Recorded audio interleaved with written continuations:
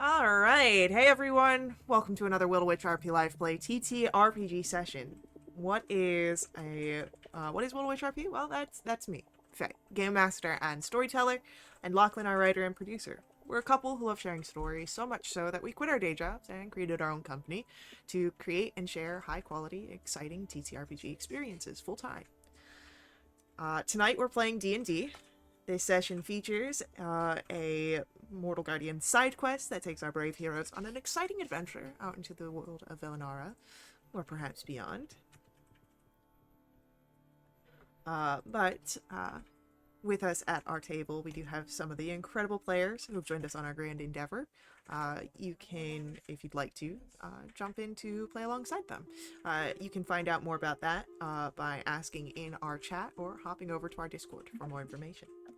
But speaking of our awesome players, it is time for introductions. So, like I said, I'm Faye, Game Master and Storyteller.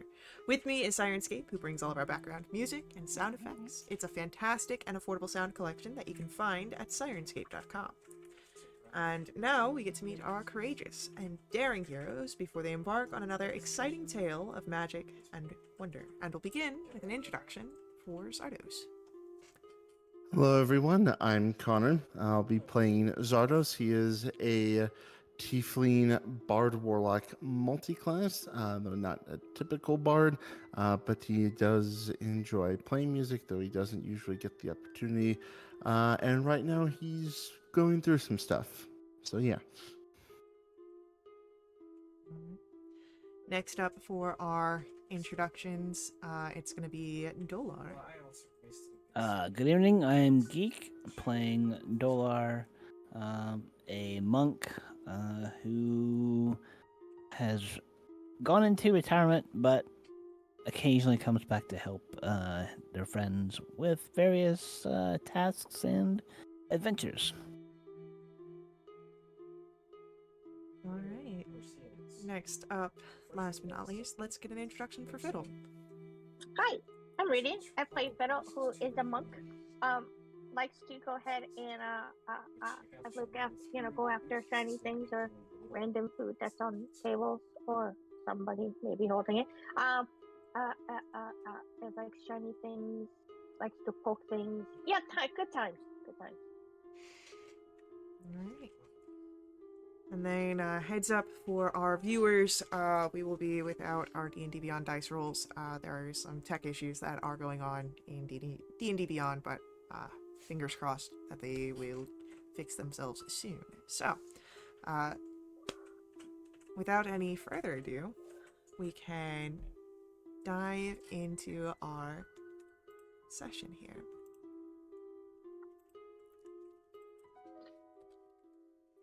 And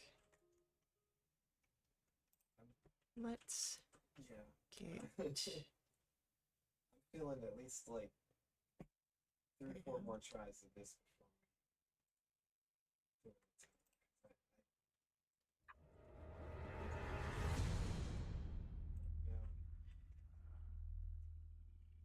Within the abyss, in the confines of some twisted, blazing coliseum that hangs high above the desolate, burning landscape, Belrus holds Elric by the collar. Here, the tiefling's form has changed. With each passing second, he becomes more demonic. Black spines emerge at the different angles of his face. His eyes descended into empty, abyssal voids.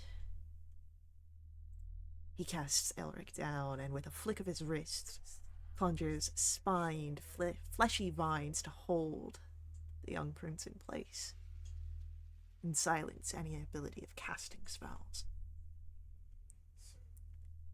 He then turns, faces the blazing channel of flames pulsing upwards, blasting to the sky like some infernal geyser. He sets the Anzunian Anzurian codex into this channel. As it floats into place, suspended by nothing but deviant purpose, this tablet soaks in these destructive energies, recharging its vile reservoir. Belarus extends his arms, draws in a broad arc in the air nearby, opening a scrying surface wreathed in fire and ash.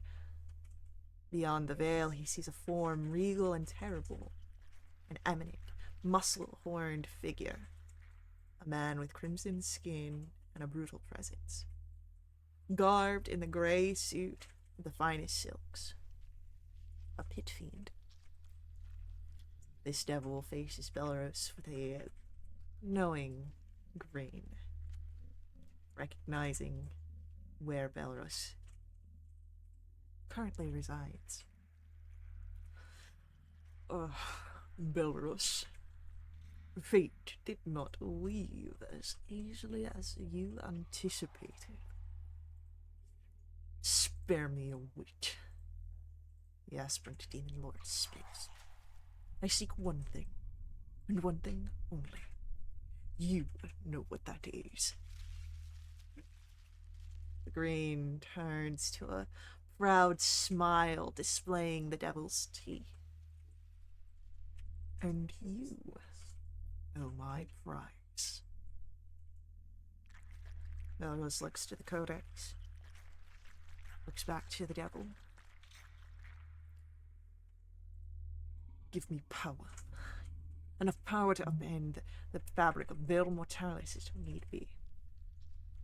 After I'm done, you shall have what you seek. And the two figures gaze through the burning flames. And they each see the codex. And beyond it, Elric of Ariandel. Mortal Guardians. When we come to you, it is in a moment of tension. You had just done battle with some very strong opponents. You have rushed to the palace, and in the final moments, Belarus had escaped, taking with him Elric. Where you stand now, there is the final openings of the portal. A gateway into Exevra. You only have a few moments. You can either rush in now, or you can lose Elric. What do you do? I look to Zardos for guidance. Same. Ooh, we're going after him. Okay. 6%. I will make a beeline for the portal. Yep. Monk run. Me too. Start like.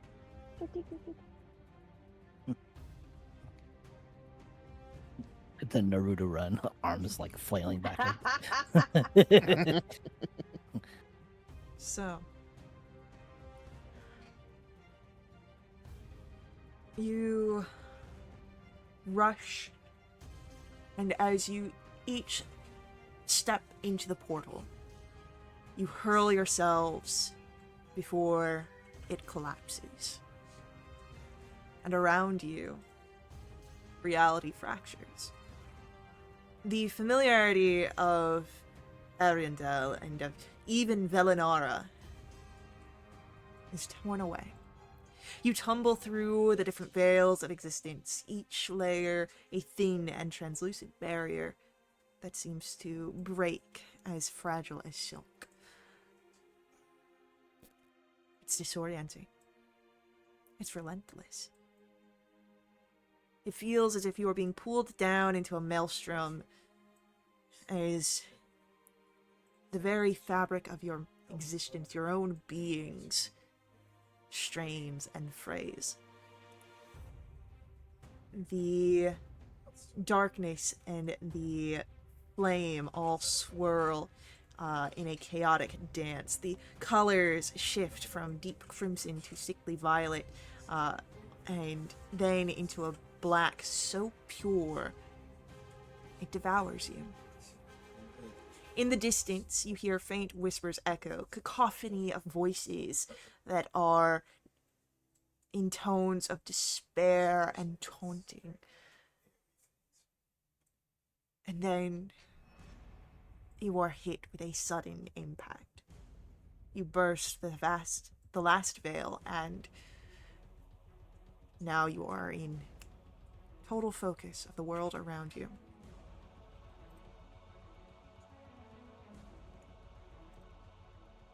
You see that there is... Oh, that's way too wet. I don't need all this oozing. Out of context. Alright. Um,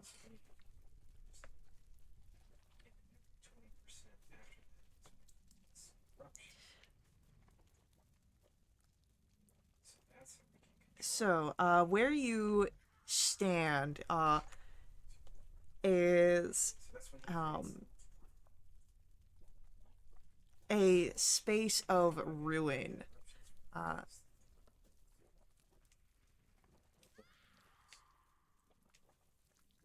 One on the tank is right with my gun. You see that there are, in the sky, most of it is this mass of dark flame and ash, but every so often there is this parting of the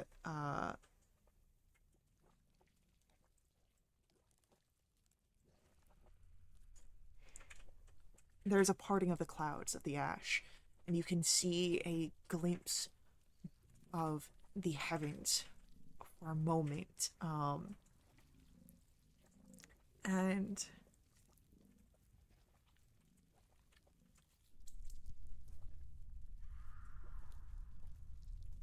as you are thrust back into the darkness, your eyes, of course, can take in what's on the ground. A expanse of shattered marble and alabaster stone, cracked, scorched. There is this unrelenting heat.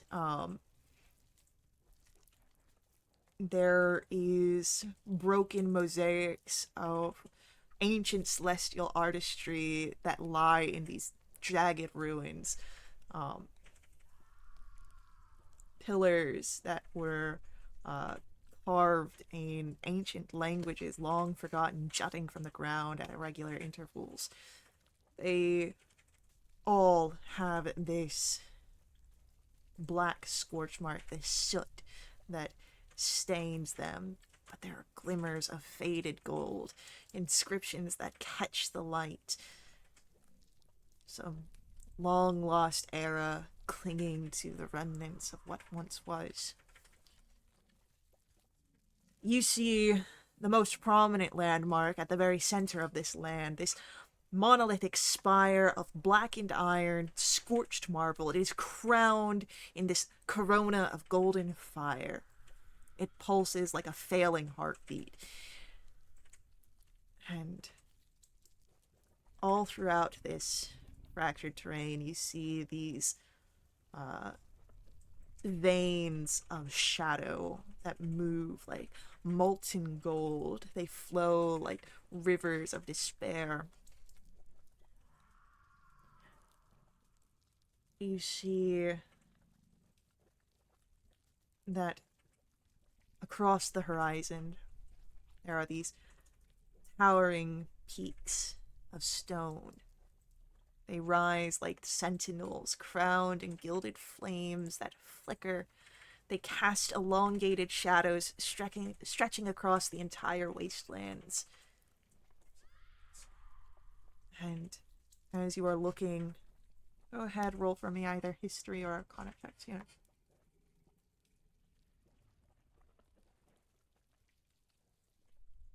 Um, 17. The +0 and my character sheet just closed. 6. So I'm just going to roll a straight d20. 16.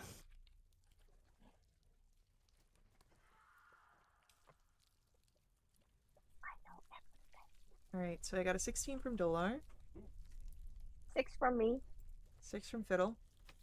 And 17. All right.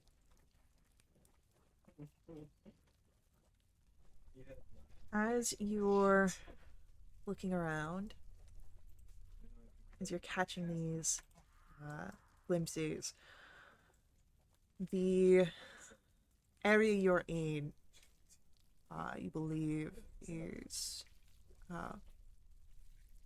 one of the deeper areas.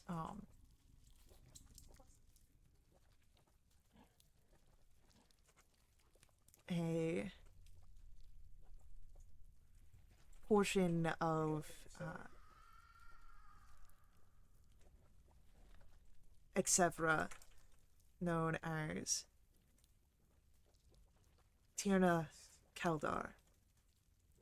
This is the domain of Anzul. You noticed one of these peaks is burning with an intense fury. There perhaps is some ritual that is in the process of being performed. Perhaps this is where Belros has gone. It is one of the pylons of Anzul, where he deployed his binding stones. It is likely where Belros originally stole it from, and perhaps is trying to restore it to some level of power beyond what he currently had. As you are seeing this, as you're coming to this sort of realization, Zardos and Dolvar, I would like for everyone to roll for me either perception or insight checks.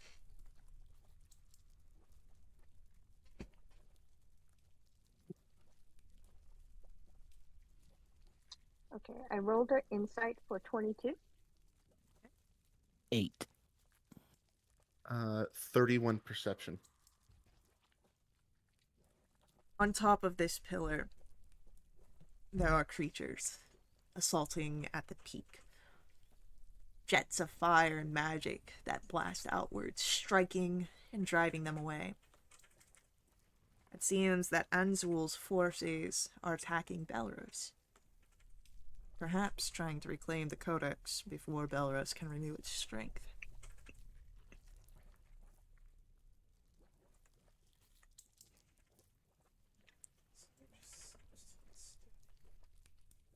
As you look around, as you make these sort of understandings,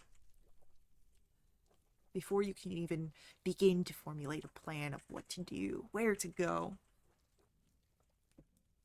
a figure approaches you, flying down from the sky, this beautiful and terrible creature with 6 wings of scorched feathers and alabaster in color, but you can see it is only for the ash that falls off of them. Leaves this flickering trail as it flies down.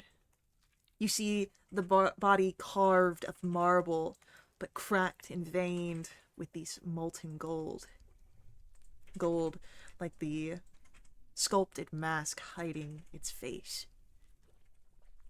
It speaks. Your identities are demanded in this realm.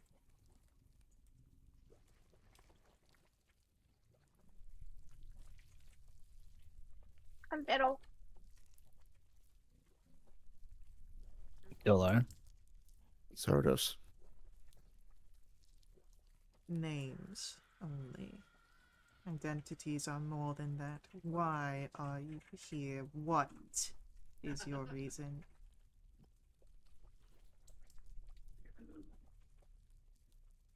I look over at Zardos. I'm here to stop my father and get my friend back.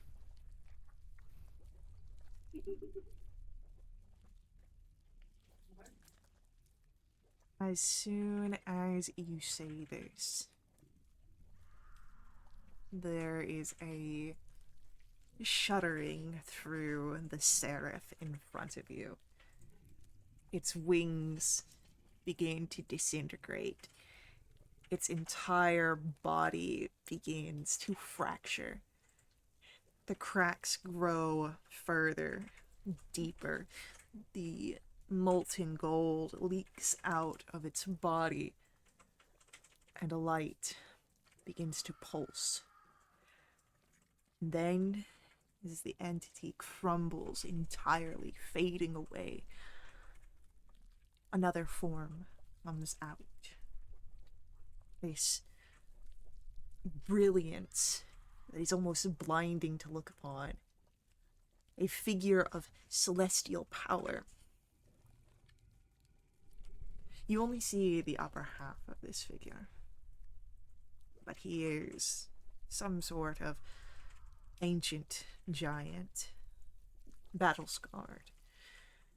His skin a dark brown, etched with these golden fissures, jagged. The blood, also a deep gold color, seeps and pulses. It drips and glows like some liquid light. And they show no signs of closing. Everlasting wounds. His eyes burn with a starlit intensity, a fierceness that makes you feel seen. Not in a way that is comforting, though. A way that is oppressive. His hair is like the remnants of a supernova. The shades of white and gold.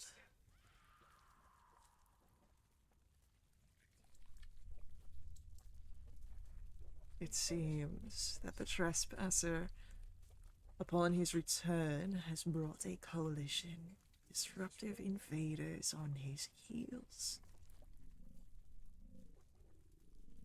But yet, I welcome you. Trespasser? You look upon an avatar of Anzu.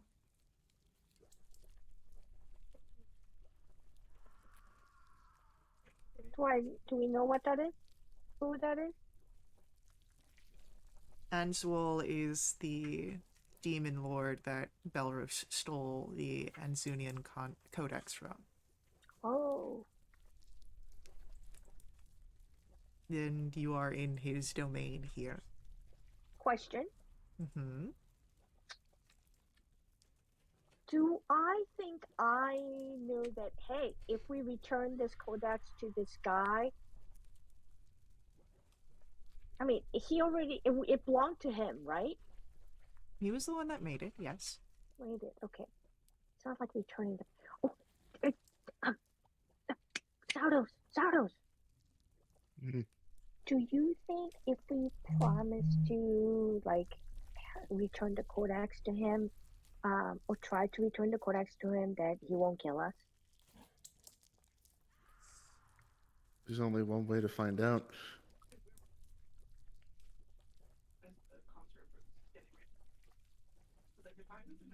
Do you want to Well, mention that to him? Yep.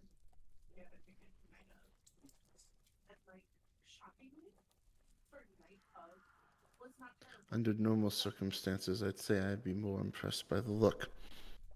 But I think you know why we're here.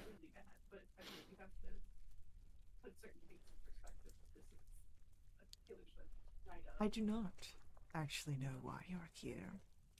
Of course, I've heard your claims, and they align with my own desires.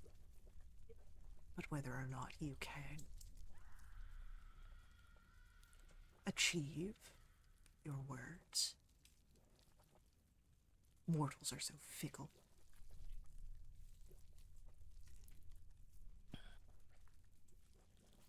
You've got a mortal tampering with your codex right now.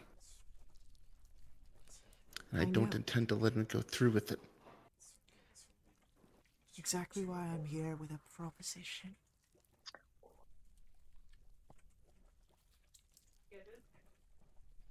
I want my codex back. You promise me you'll get it back. Return it to me.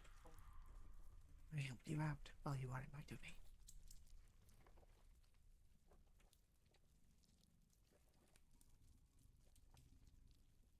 Okay.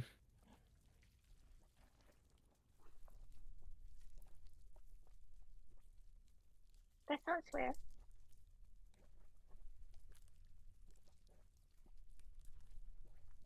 I am a being that is reasonable.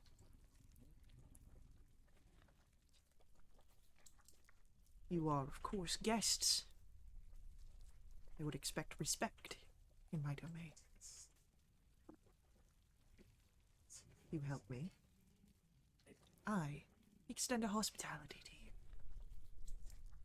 So, just to make sure that I know, as again, you mortals are fickle, that you understand what I'm asking for, please repeat to me what your task is. Get your codex back. And return it to you. Question. Is this like is this Nine Hells? Are we making a deal with a demon? Ansel is a demon, yes. But Are we demons are making devils. Demons are not devils, sorry. Right, okay. Because I don't. Is this binding? I'm asking Faye. Demons are agents of chaos. Devils are agents of law. Okay. Which one is the one that we have to watch out for to make deals? I would say either of them is a demon, if they make a deal and feel disrespected, can do many things, and a devil is going to do also many things if they feel disrespected in a deal. I want you to do me a favor. Look into the camera for a second.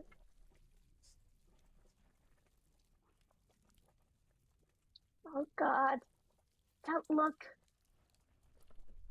Oh, okay. This is D&D. Yeah, we are going to go ahead and do our best to return the codex over to you. No, And no. that is your first failure. Okay, You what does that mean? promise that you will get my codex and return it to me. That is the stipulation of my hospitality.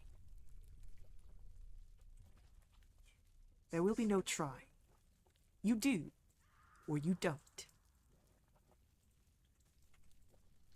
But what if we die? You're dying anyway. You're mortal. I'll be like it. Yes.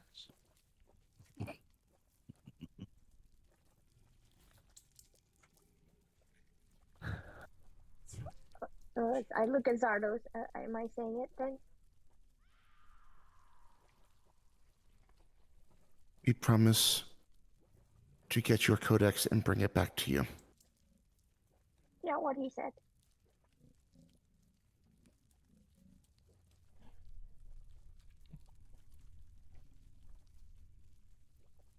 I will need more out of you, Kobold. Oh, okay. I promise to bring back the codex to you. Thank you.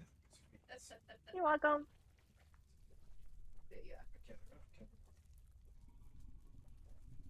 Would you like a gift wrapped? Do you want a lollipop? I would like your word.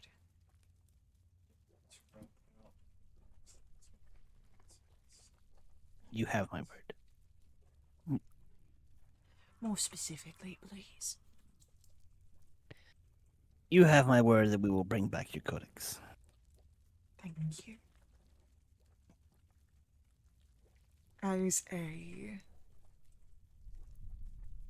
show of hospitality, I will allow you a bit of a boon so to say, as you travel through my domain. You will be unharmed by the more volatile aspects of my home. And you will be directed to the repos of domination that Belros currently defiles.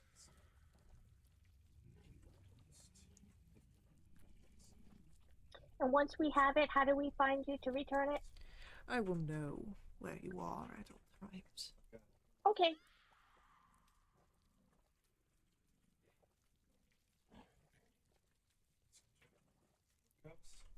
And once it is back in my possession, as a further show of my hospitality, I will help you leave this place.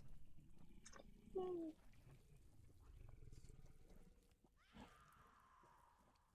So, as he says this, as he explains, he begins to part the avatar falling and letting the rest of the body of the seraph crumble to the ground, but the ashes, as they lift upwards, will swirl around the three of you and adhere themselves to your bodies. And this is perhaps the boon that has been promised. And now you can start making your way across Tirna Kaldar towards the burning repos of domination. The world around you seems to It's gonna be tight. shift itself to better accommodate you. Perhaps recognizing the small presence of Anzul. You can see the denizens watching from the peripherals of your eyes, but they don't approach. However, pulsing across the landscape, you hear the voice of Belros as he curses your name, Zaros. He calls out across the space, perhaps not even knowing that you are here, but just infuriated by you that much. The devils know not the agony I will craft upon your soul. I shall make them cringe in sympathy at your plight.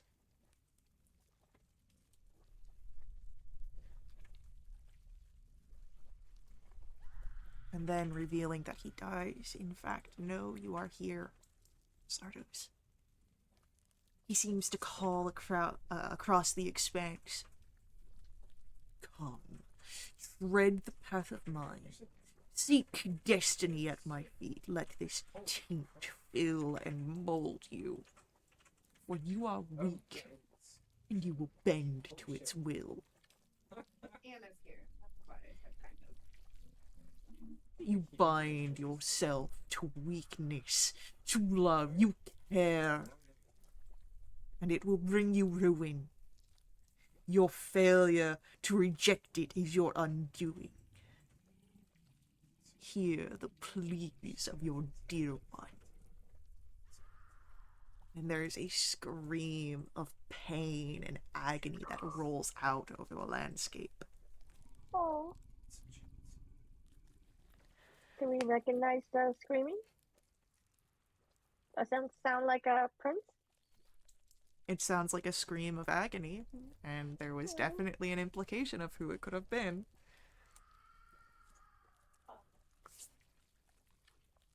As you move across the pathway, while you have met no obstruction of the realm itself, Unfortunately, Belros did not come here without his own protections. You see these demons of torn and exposed flesh that reveal these pulsating veins of boiling dark ichor. They wield massive weapons of bone and metal. And they are waiting you. They are Belarus's guard force. And they do not wait. We're going to roll initiatives. I think it's gotta be 5. Is it? Oh, That's a nat 20, Nice. I rolled a Uh, 12. 26 total. 21.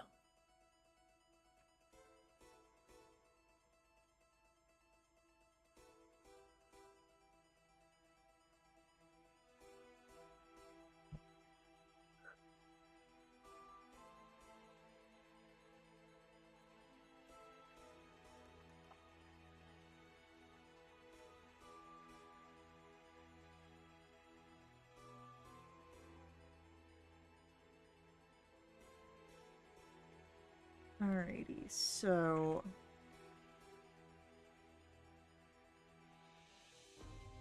once more, if you could please, your total rolls.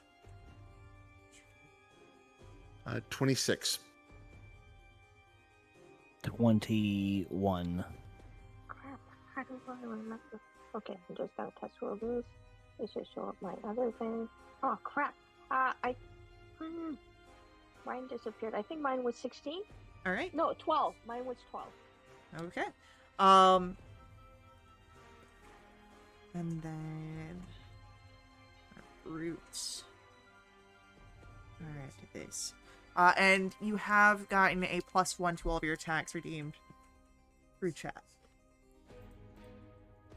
Thank you, gnomes. Yay, gnomes. Yay. All right, so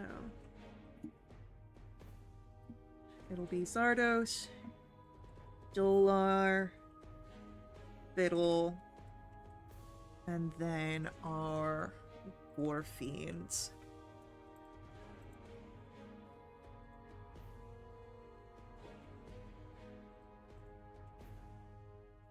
So, 2 Gore Fiends are awaiting you. And Zardos, what would you like to do? You said there's 2 of them? Yep. Okay. They'll each get 2 shots of Eldritch Blast. We have a 16 to hit. 16 does not hit. Dang. Oh. Okay. A 27.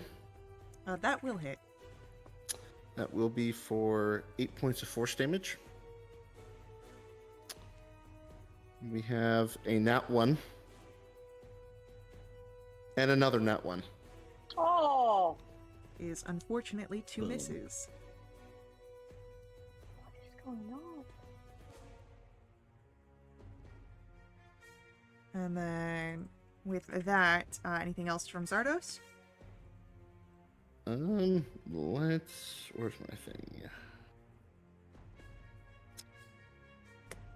Let's give Dolar a bardic. Okay.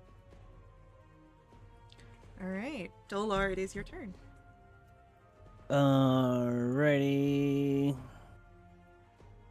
We'll go ahead and attack with the Yikawa. That's 16 to hit. Misses. Alright, let's try that again. Oh wait, we got a bardic. What was that bardic? Plus D what? D8, was it? Or D10? I believe it is Connor. a Connor? D10 at this level. Oh, sorry, a D10, yes. D10. It's been forever since I played with actual dice. Hold on. Is this the D10, right? Yep. Okay, so 16, 23 to hit. 23 will hit. Okay.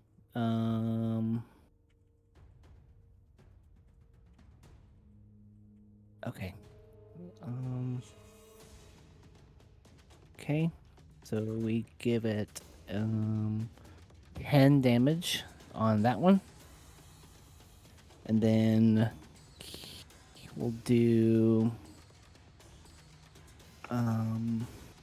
what's it called? Flurry of blows. Okay.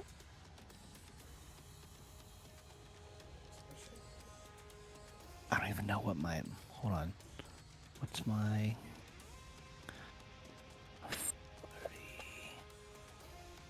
blows? Oh shoot, it doesn't tell me the damage on that. Dang it. Okay, let's just do this. About a 9. That is unfortunately a miss. Let's try again. 22. That will hit. Okay.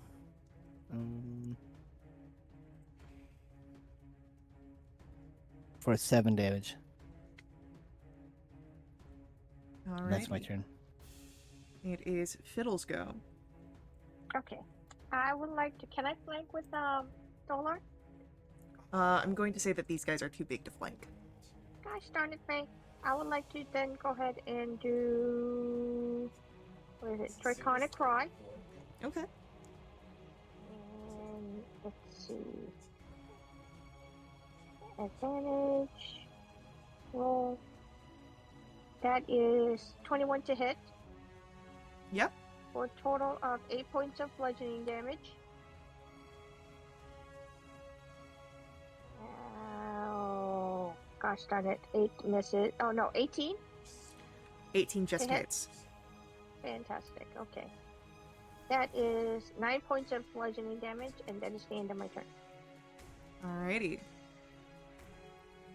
It is now the Gore Fiend Brute's turn. Oof. And the first thing that it is going to do is that the one that Dolar and Fiddle are not in front of is going to teleport next to Zardos.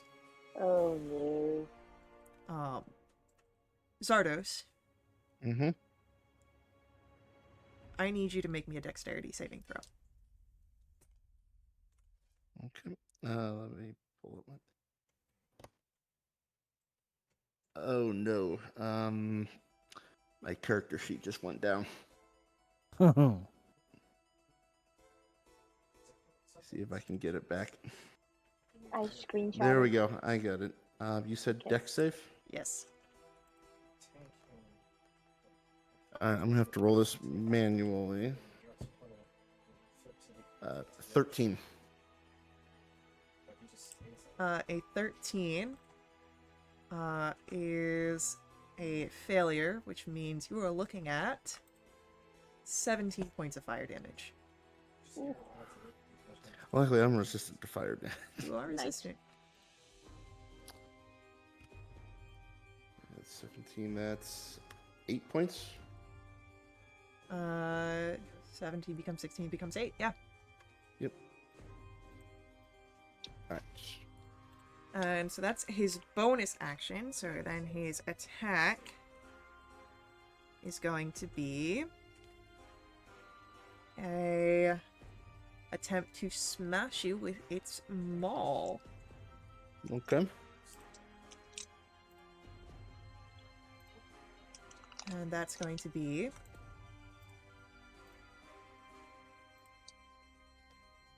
an 18 to hit Yep. for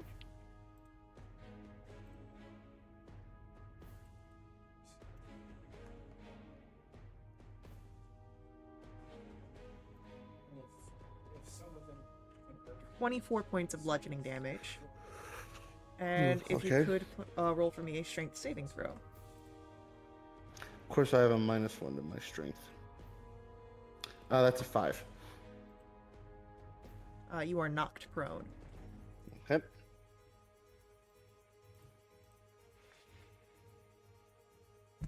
And then over near Dolar and Fiddle.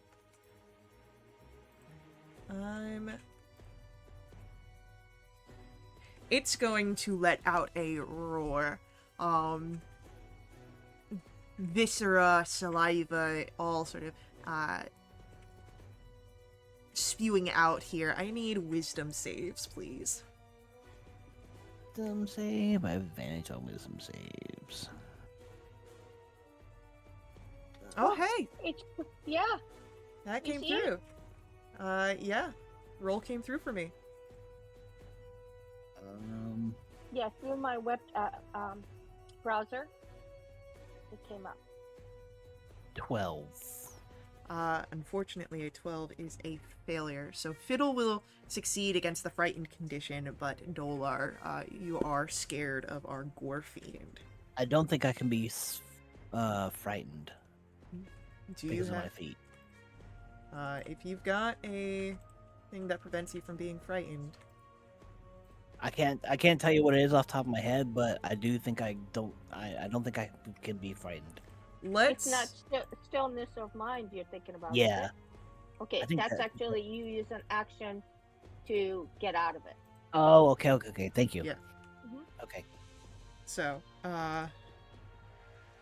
then with that, it is the end of the gore fiend's turn, and Zardos will come back to you.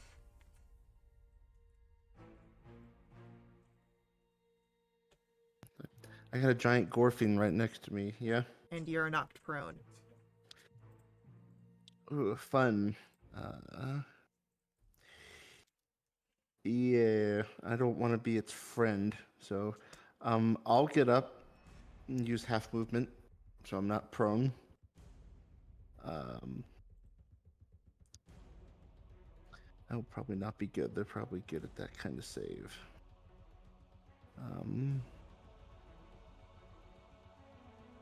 I want to see. Looking through my spell list. You know what? Just to be safe, I'm going to take the dodge action on this turn. Okay.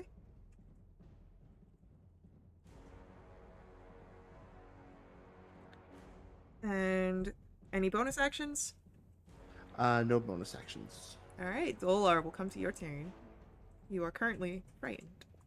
Okay, so I'll use my stillness of mind to not be frightened, and then I'll take the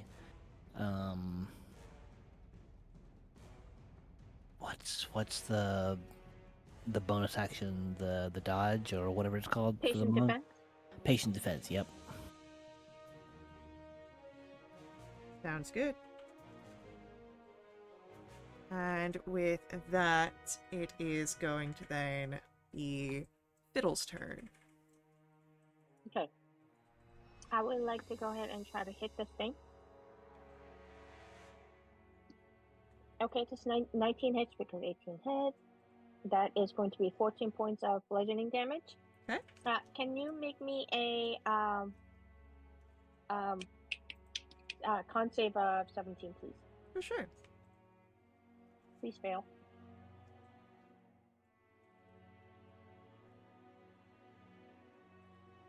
It's got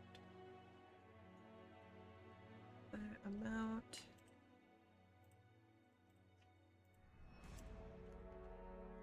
That is a 24. Okay, that's fine. Oh, natural 1 for my second attack, which is not good. I'm going to go ahead and use a key point to do a flurry of blows. 27 to hit for 7 points of damage. 25 to hit for 12 points of damage, and that's the end of my turn. Alright. This one's starting to look a little rough, but it's still standing. as it is going to be our Gorfiend's turn, and it looks like character sheets are back up and running. Dolar's definitely is. Yeah, mine is. Oh, there it is. Woohoo! Check mine. I can't get into my characters. I'll see if I can get into yours. Oh, wait, hang on. Maybe. Oh, I may have just done a bad thing. I still have access to yours. I still got my app up. Yeah. It seems to be sporadic coming up and down as they work on it, so. Uh-oh. You catch it at the right time, you're golden. Okay, I'm not gonna touch it. I tried to do a long rest and it like glitched out again. I got refreshed and I'm good. I'm just gonna like manually keep track of my score. Yeah, that. What did I tell you? You need to take a long rest at the end of each session. Yeah, I know. So as our Gorfiend's turn comes up, the one that is next to Zardos is going to try and get you afraid. So if you could please, as it roars directly at you, roll for me a wisdom saving throw. You got it? How about a 17? That is just under what you need, unfortunately. So you are currently under the frightened condition. Dolar, you have not taken damage yet, I don't believe. Okay, thanks. And for the ones near Dolar and Fiddle, the Gorfiend is going to swing its maul, its bone crusher, at Dolar Okay. with a 16 to hit. That misses. Alright, then you are safe. And that is going to be the end of our Gorfiend's turn. And as that finishes out, we have our first ad break here. So hang out with us. We'll be right back to continue along with our combat and our story. Before we head out, I just ask that you let the ads run. They help us out a ton here at Little Witch RP. They help keep our games affordable. You can directly support us by heading over to my Ko-fi and making donations there. These donations unlock awesome perks for our entire community. Perks include special companions, double treasure, double XP, new quests, a lot of fun things. So hang out. We'll see you guys very soon.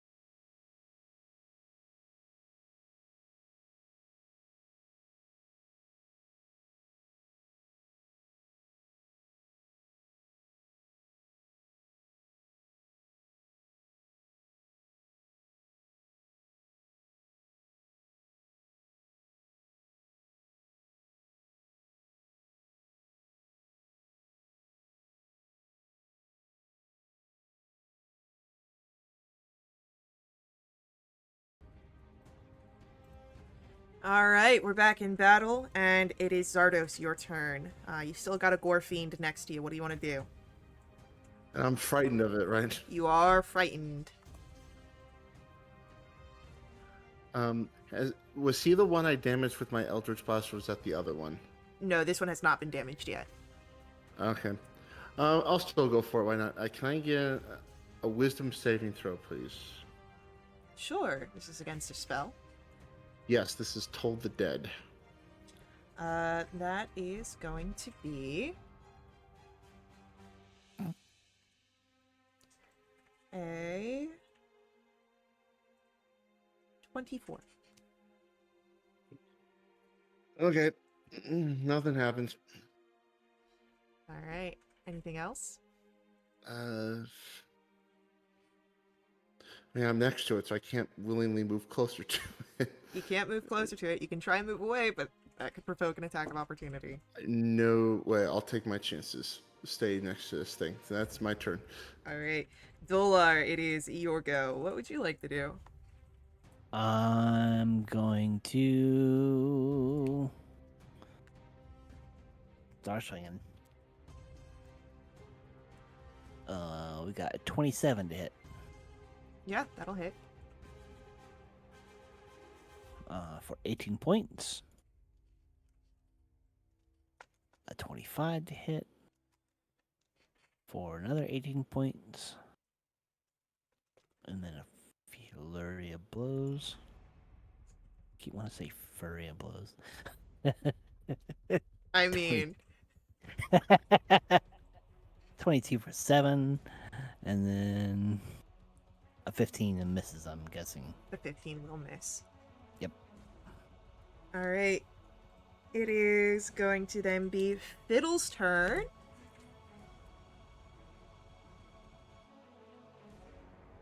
Oh, it's Fiddle. Okay, There I'm you are. gonna go ahead and go boink boink. I'm gonna try. I'm going to actually go ahead and do. Yeah, why not? I'm gonna do another draconic cry. Okay. That is 28 to hit Sure. for a total 13 points of bludgeoning damage. Great. I need you to make me a dexterity save, both you and Dolar.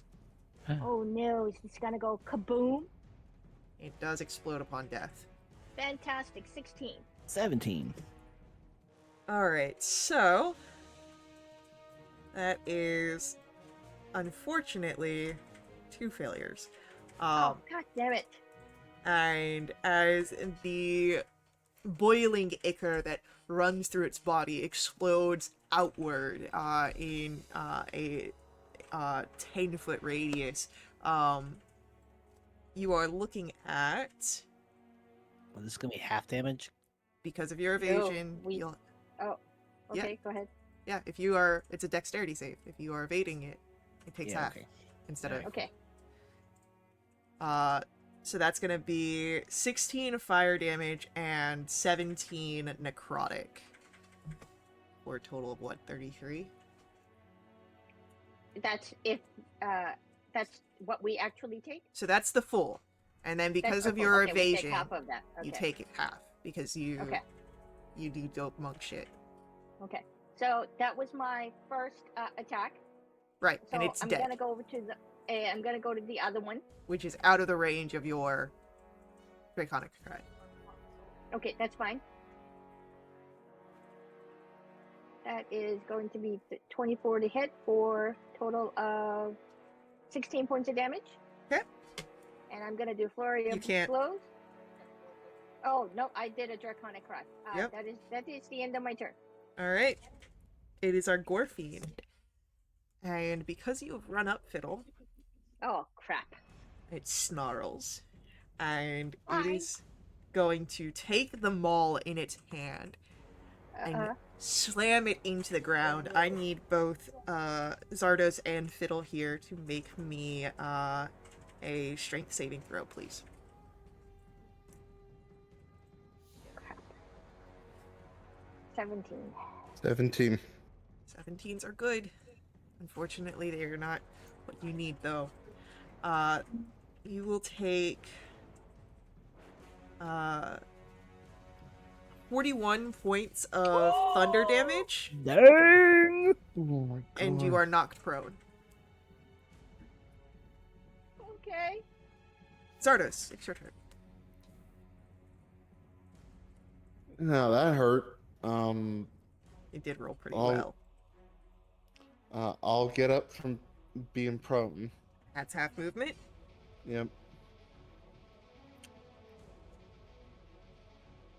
I wonder if demons are, or whatever this is. I wonder if they're smart. So can I get an intelligence saving throw, please? That is going to be a 16. That is a failure. So I'm going to cast Mind Sliver on this thing. Okay. I bet 16 psychic and a 1d4 subtraction from their next saving throw. Sounds good. Anything else from Zardos? Seeing what the previous demon did when it died, I will move away and risk the op attack. It will try and hit you with its maul as you move away. Okay. That is a 16 to hit. Yep. That is going to be 16 points of bludgeoning damage. And I need a strength saving throw. Yeah, no, that's a 10. You are knocked prone again. Okay. And I believe that'll be it for your turn, Zardos. Yep. Yolar! It's your go. Oh, my mic is muted. I haven't run up on this thing, right? Not So on I'm the still other pretty, one. pretty far back. All right, I'm gonna take out boomstick and start shooting. Alright. 13. Misses. Oh, it's a nat 1. That's another miss. That's old dookie. Hmm. If I run up, I take the risk of getting swung at, right? Let's stay back. Okay. Fiddle. You're alone by this thing. What do you want to do? Everything is fine. I'm gonna go ahead and do what I do. I'm going to go ahead and do. Okay, you know what? I'm gonna go ahead and do another draconic cry.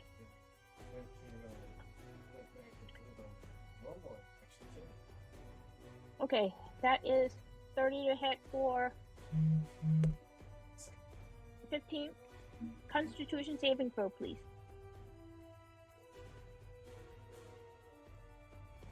They all actually killed me on the first one.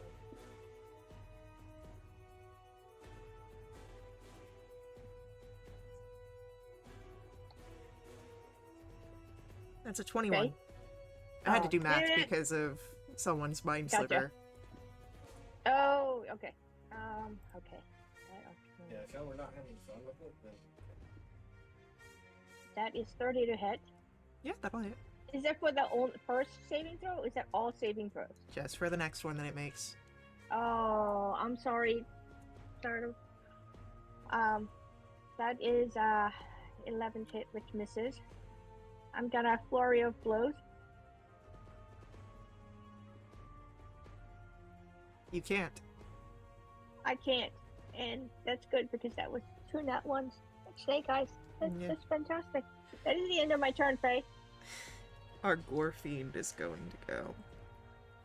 And because it can't really do any of its special stuff anymore, it's just gonna try and bring the mole down on Fiddle.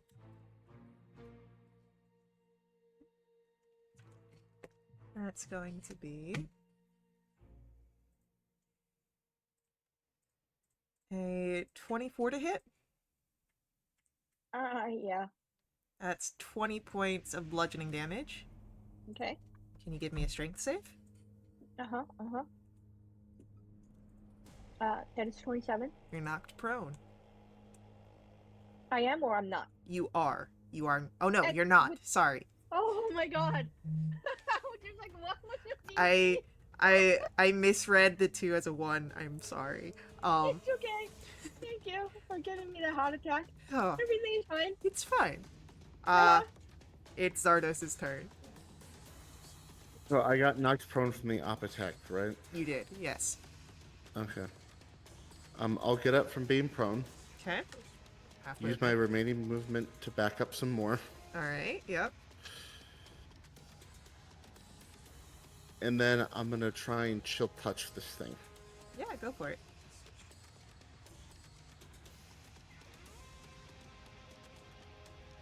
$15. A 15 does not hit. Yeah, it rolled off a good number. I'm going to save my Bardic, so that's going to be it for me. Okay. Dolar, it is your turn. You've got Mr. Boomstick out. What would you like to do? Yep, I'm gonna keep shooting. There we go. How about a 17 to hit? 17 just misses. Ooh, Don't for- no. Don't forget you have +1 to attack. Oh, yeah, that's right. So 18? 18 just hits. All right, sweet. How about that? Oh, there we go. 13 points of damage for a shot. Second shot, be 26 for another 13. Bonus flurry. Now that would have to get you up close and personal. Oh yeah, that's right.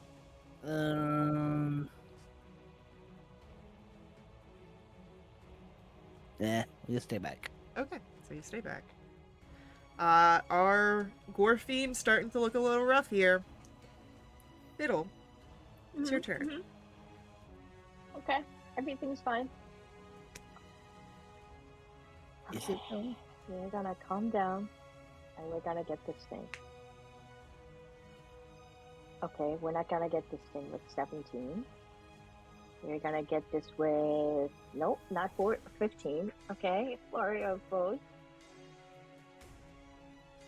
Okay, 25 hits for total of 12 bludgeoning damage.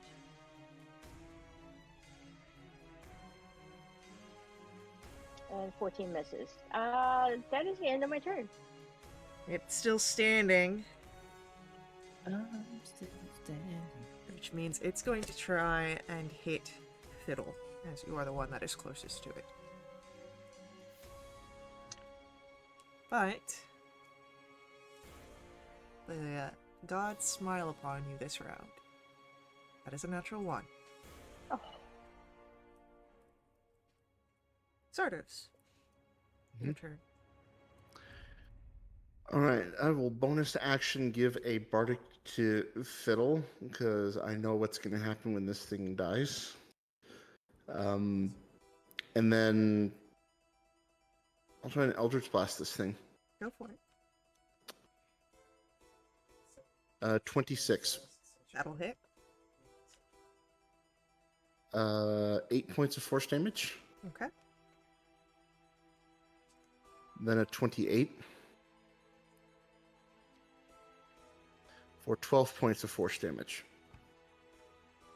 All right. Anything else? Oh, I still have 2 more. Still up. All right, 2 more shots then. 23. For 9 points of force damage. And a +1 makes that an 18. 18 just hits. Magnus, he DM'd you. For 13 force. Fiddle. dexterity? Dexterity save. You do have a bardic. It's a D10 if you need it. It's gonna work, but okay. Oh, that's not very nice. 16. 16 is close. But not quite what you need. So that's going to be 18 points of fire and 14 points of necrotic on a failed save. Oh no. You are taking half because of your evasion. Okay, 18 plus 14 makes it 32, so that's 16. Okay. And that is the last of the Gorfians down, meaning that you're no longer bound by initiative. Okay. Okay. I would like to drink some healing potions, please, as you keep on telling your story. Yeah, you've still Yeah, enough time to chug healing potions as you continue on your ascension. Yeah, I'm gonna drink my last 2 superior healing potions.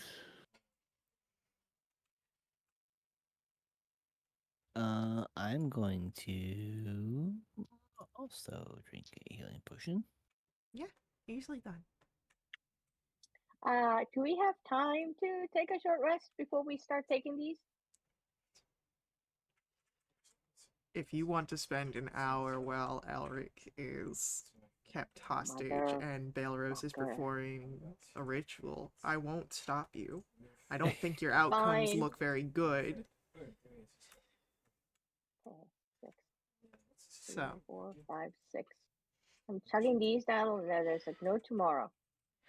And then... Oh, never mind. progressing onwards, the repose of domination, you can ascend to its apex, where you enter into a wide coliseum. And you see Belrose has completed his task. As you arrive, he is ripping the fully charged codex from the central pillar. He snarls at you. Particularly Zardos. As you see the now twisted form. Too late, despite all the exertion of the toil. You arrive only in time to witness a small sampling of the powers now within my grasp, and to watch your companion satiate the bellies of the abyss. Belrose tears open a gateway, and you can see a Veil of Mortalis, linking the living world with this domain of darkness. It explodes upwards. It rides the conduit of flame and spirals through the veils, this twisting, swirling of chaotic energies. Is he on your, like, your real ID? As he looks to you all. Just remove-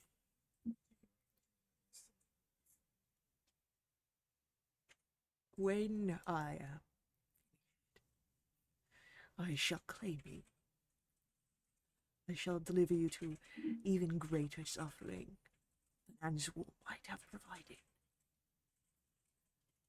And he steps towards the gateway, ripped from Tierna Keldar. You see his form almost as if it is shred into fragments as it is transported back to Veil of Mortalis.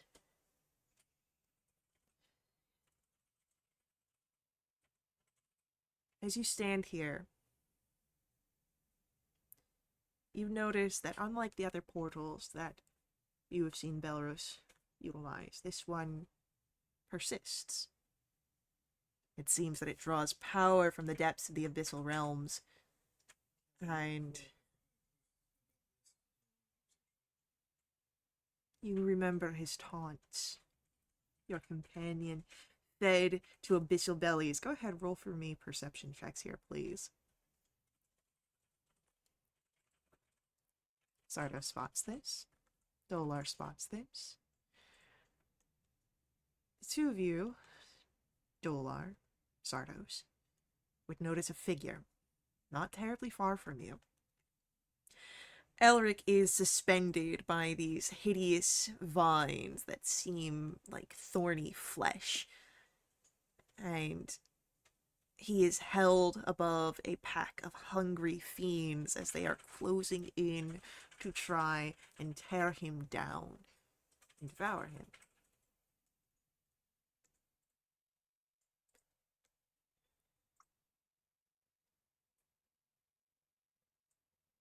How far away are they?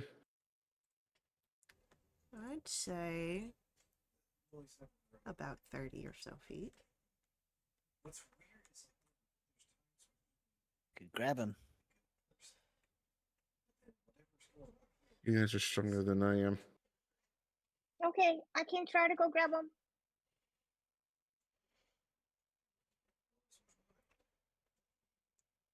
Can I use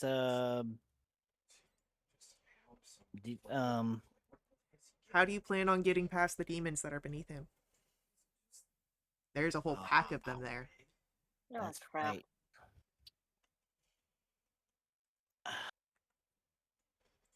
Okay, it's in my We could inventory. we could stealth it, but I don't think. I think we're. If I'm thinking of this correctly, we're just like kind of out in the open, and there's demons underneath them, and You are in a coliseum, so it's not like there. So like there are areas like he is suspended from some of the architecture here, but it is fairly open. Um, s- stealthing in the middle of an open coliseum. I don't think that'd be very wise. It'd be roll. nothing. Do the demons look like they have wings? No. They don't seem to be the flying type of demons. But I will say that if you are trying to figure this out, anyone who wants to make for me a Arcana or an Insight check.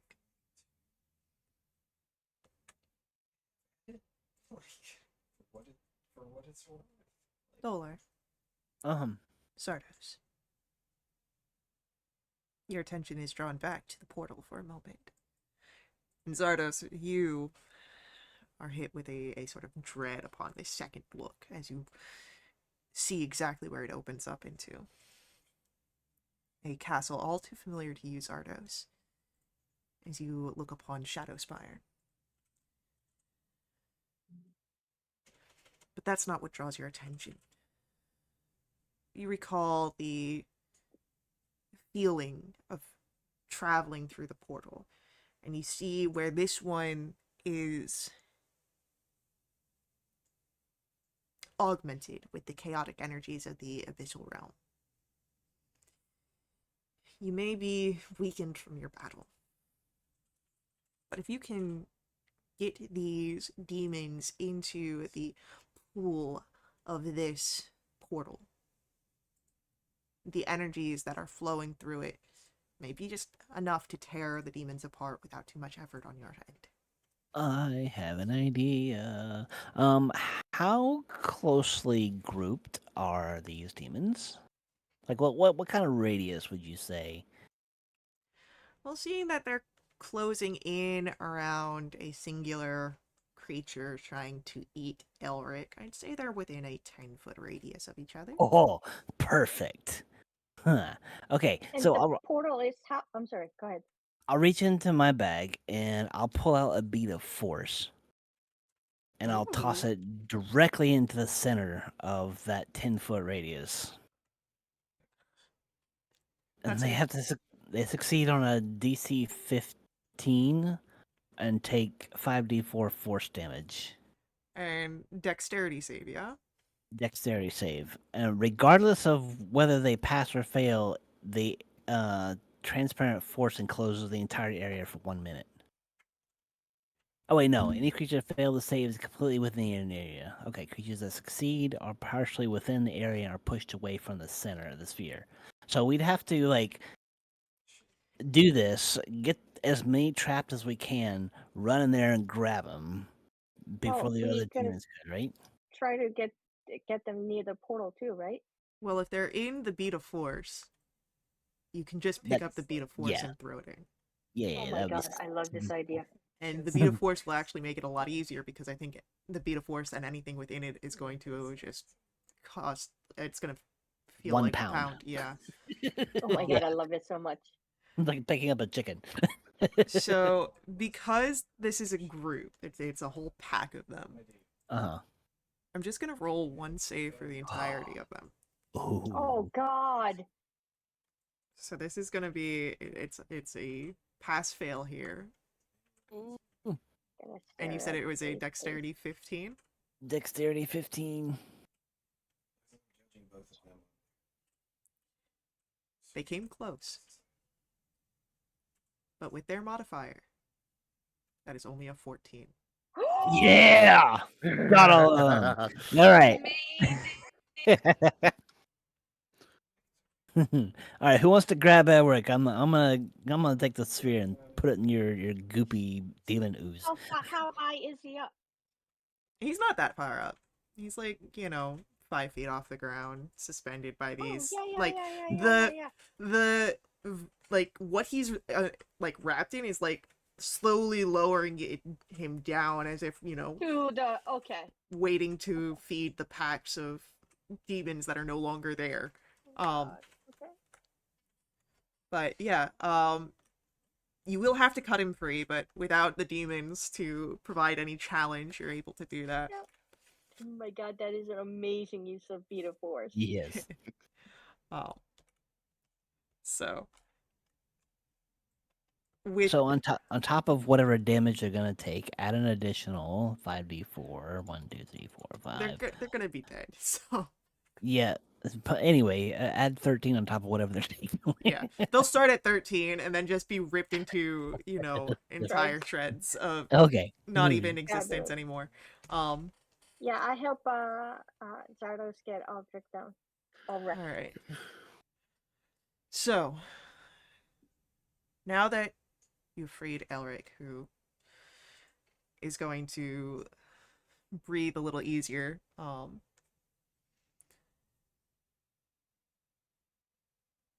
you turn back to the portal. Go ahead, roll for me Arcana checks. 8. What is question before we leave?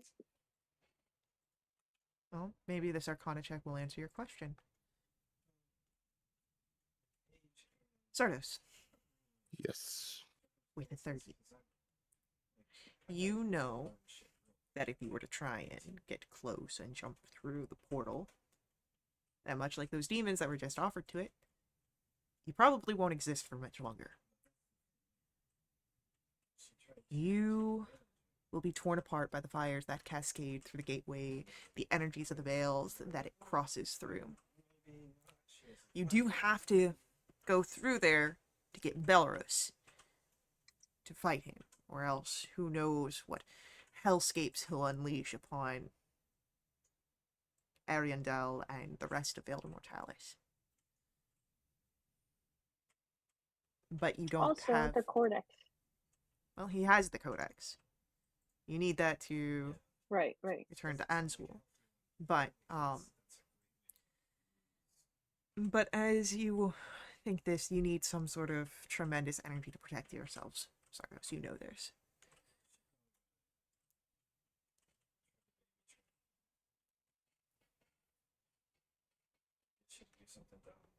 So do you share any thoughts or plans, Sardos? No, Sheridan saved. Anyone got any ideas?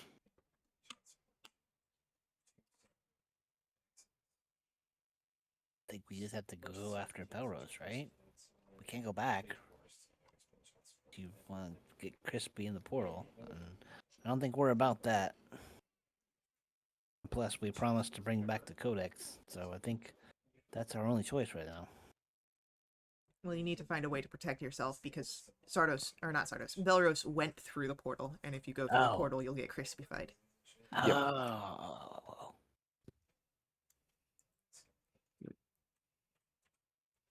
Okay, I have 2 scrolls of protection. That might help us a little bit. What do you guys have in your inventory?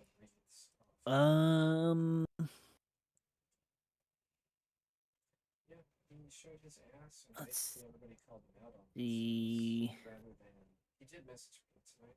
No, that only covers one person. That covers me, but I don't know what that would do.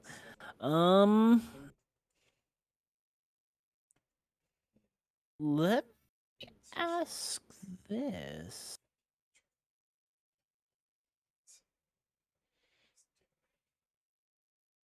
I think this could work. Let me know if this mechanically would work, but I can do the whole empty body thing. Anti-life show? Um, I think it's up to like 8 willing participants.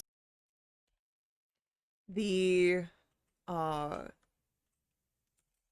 are you talking about the astral The astral projection? body. Yeah. Doesn't that allow me to like basically teleport across planes? Not really. You can put your mental capacity to another area, but your body will stay here in the abyss. Uh-huh. And if no one's here to protect you, demons can come by. Even though you have Anzuel's blessing for his own people, as we've seen, others can bring their own demons into other domains. Um, Oh, it also says when you do so, you can't take any other creatures with you. So never mind. mhm. Oops. So, I thought there was something where I could do something like that. well, the actual astral projection spell allows you to take up to 8 willing creatures, but your ability only allows you for yourself. Yeah. But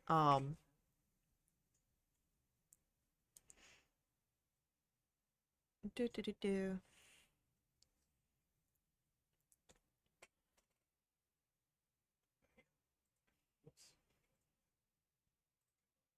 And then, of course, you have the capability if someone notices your silver cord, if they Yeah. sever it, bam, dead. Yeah, I have a 5th level spell scroll, but I'm looking at the spells and none of them will actually help us. As you all sort of dig through your possessions and try and figure something out, Elric looks off to the side. And what do you have to add to this discussion, Fiend? Who is he talking to? Do you And I look? turn and look. It's an empty space. At least until the camouflage breaks. The invisibility fades, and you see a figure of, where was it?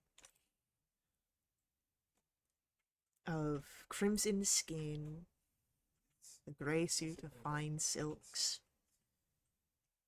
horned and muscled. You see a pit fiend amongst your midst. And A monk? A monk in the mist? a monk in the mist. And as he steps forward, adjusting his suit, I am real dull. And I've been watching your endeavors. Far you've come for so little gain, yet the recovery of a friend. And then he looks a little bit closer at how Zardos and Alex stand to each other.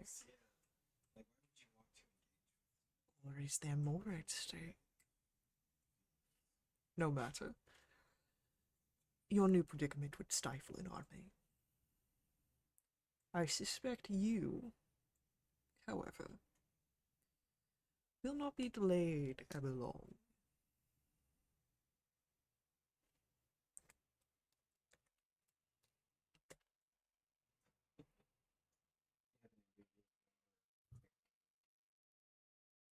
Oh, and why is that? Your determination and my ability to provide the tools necessary.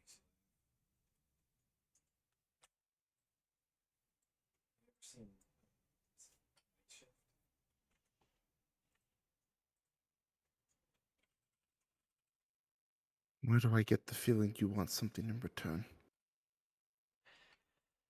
Everyone wants something in return, even if they don't know it. The good feeling of altruism buffers one's own perception of themselves. Is that not a selfish reason? As he says this, you would notice that his eyes, for a brief moment, gleam gold, as if to emphasize his words.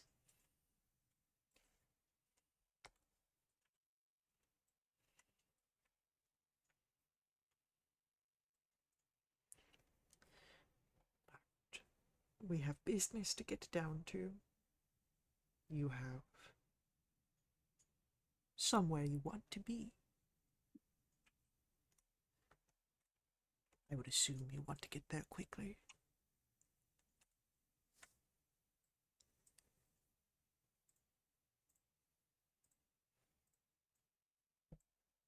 I'll give a nod.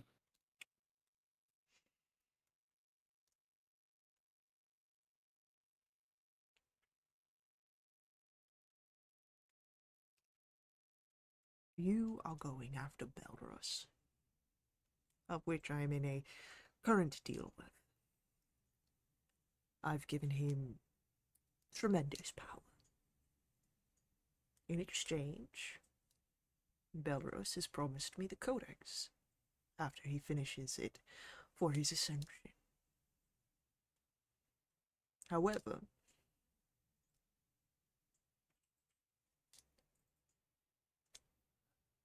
I am willing to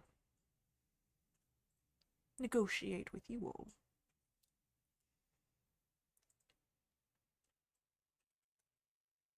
I can get you to Veldor Mortalis before Belros completes his own mission.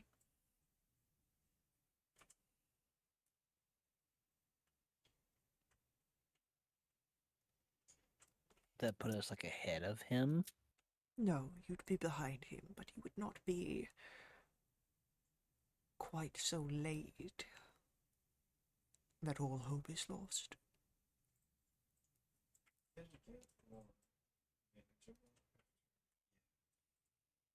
But you still want the codex.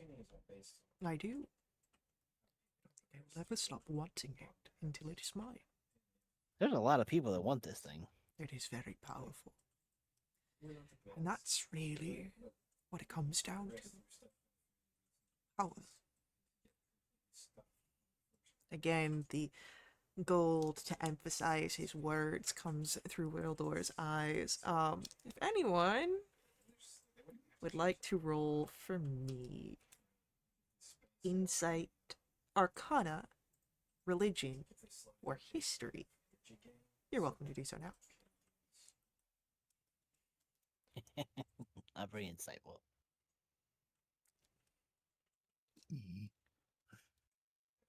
Sardos. Fiddle.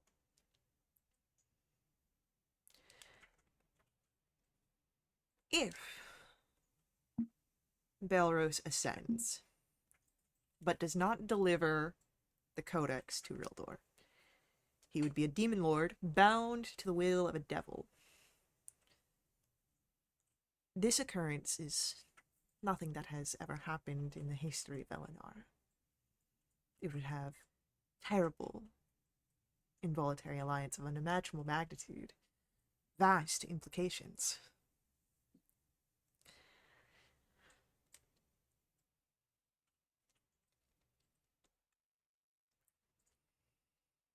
Something unpleasant to think about. As you are thinking about this, however, I'm going to ask for another religion or history check.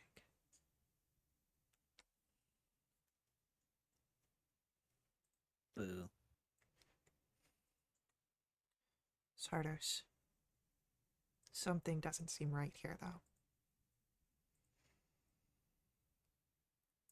For a devil to have so much power on hand to fund the ascension of a literal demon demigod,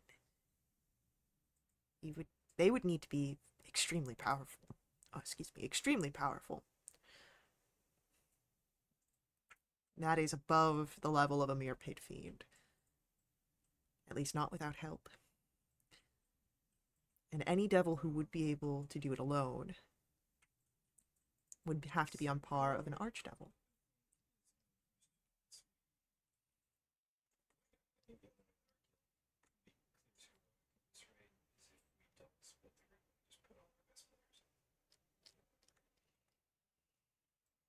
I'm gonna tell him straight up that I don't think he's doing this alone.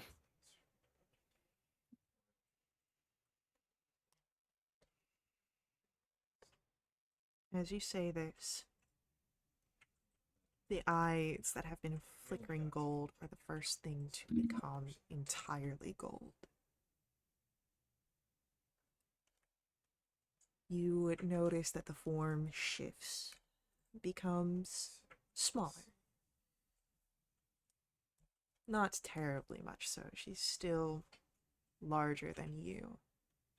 But you now see a statuesque devil of striking crimson skin, almost like that of a ruby. Her wings fiery behind her. She stands with a posture that demands respect and obedience.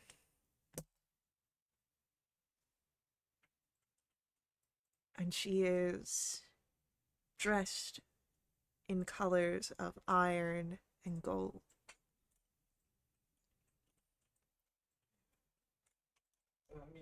I am working alone. But you should know that this bargain will be backed by the authority of House Sarvel and the affirmation of she who wears the burning crown of blood and ruin.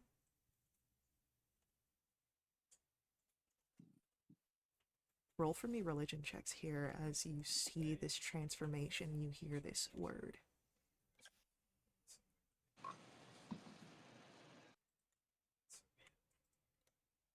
Dolar and Fiddle, you only know that this is someone powerful.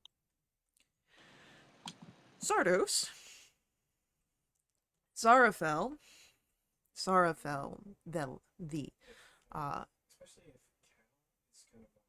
is the Infernal Queen, the Archdevil ruling over the sixth hell of Desolum, ruler of all hells and all devils.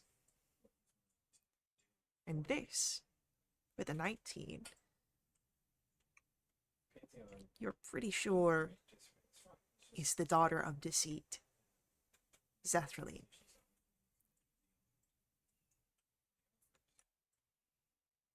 Cal has sought and accepted greater level of responsibility to What was her name again?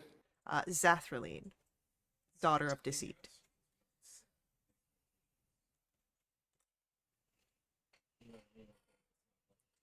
You said she's working alone. She is working alone, but she is the daughter of the ruler of all hells, so she has the power to work alone.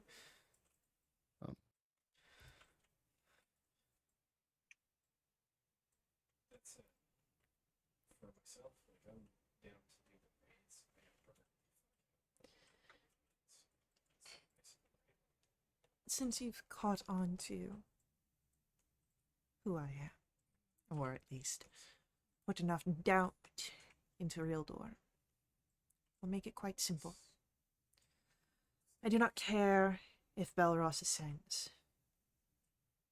He can. You could thwart him. What I care about is that codex.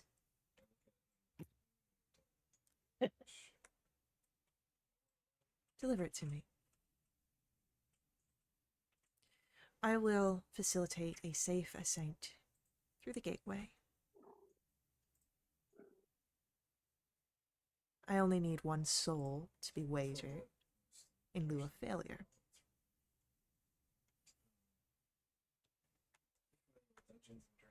At least only one of yours, and she looks to the three of you. To give up our soul? Only one of you. Doesn't that kill you? No. I'll only collect upon your death. Oh. Okay, well, shoot. Fair, fine. I'll volunteer for that. Yeah, monks don't die. What are you talking about? Can we have a confab? I would suggest that you make it quick. Yes, yes, yes. Valros does grow in power with each heartbeat. 3 weeks. Okay. How many years? And then I go over and talk to my friends first. Wait, we've already promised the codex to another person. How I can we give know. it to another person? I know, but she's like, this person's gonna let us out, right? Still get it done with it. And think then we that. can Go ahead. we can deal with that bridge when we get to it. So who gonna give it to? The first guy or this lady? Story based on our campaign. Been hoping to actually publish it. I mean, it's up to you, Zardos. Either way, I'm still volunteering my soul. I think you're nuts. Okay. Okay.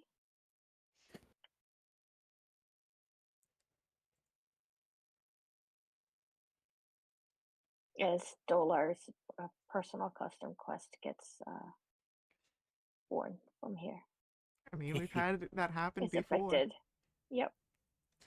Um, Okay. so, any more discussion between your groups, or do you go and take Cithralian Steel?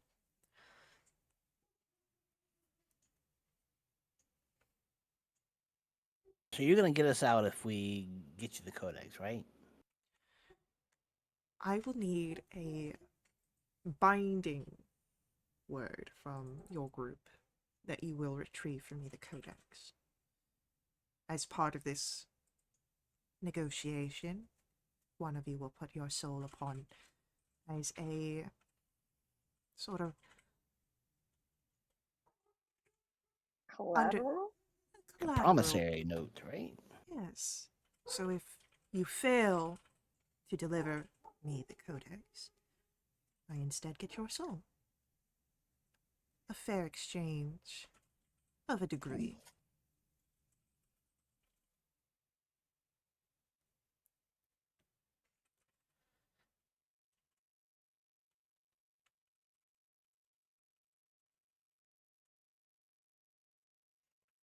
Zardos will agree to it. And before Dolar can say anything else, he will offer up his soul instead. Zardos. I was gonna write the word "your soul" on a piece of paper and give it to her. Unfortunately, my contracts are often more verbal, and she'll hold out a hand. Your words must be specific.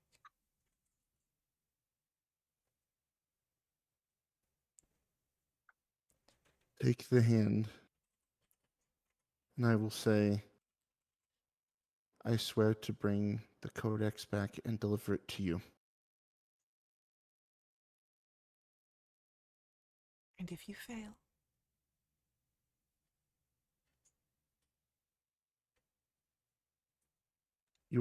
My soul is yours.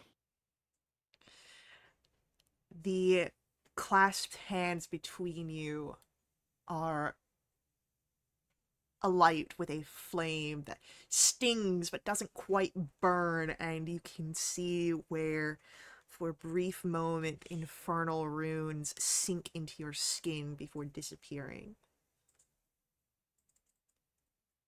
She'll turn to Fiddle, Dolar, and Elric. Everything else from here is merely formality. I do enjoy having everything in order for my contracts. No ill actors, but your souls are no longer required. But I wouldn't turn them away. And she'll hold the hand out for whoever would like to make the next deal. You just need one soul. One soul on wager, but I do need your contract if you wish to receive my blessing to travel through. Your word that you will deliver to me the codex. And you net that for all of from us. All of you I would like your word from, but if you refuse to give me your word, you will travel on your own. Okay, you have my word. You'll get the codex. Please, handshake. No soul stealing with this handshake. No, just a binding of you to your word that you will deliver the codex to me.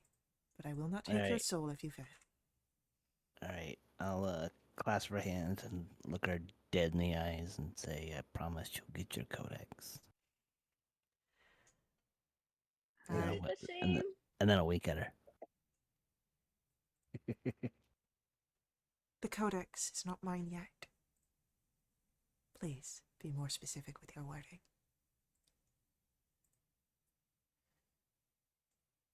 We promise to deliver the codex to you. Thank you. And as she says this, the fires engulf your hands and hers, and you feel the same sort of sting of infernal runes into your skin that fade. But you do not burn. Fiddle, I say the same thing. the same thing happens to you.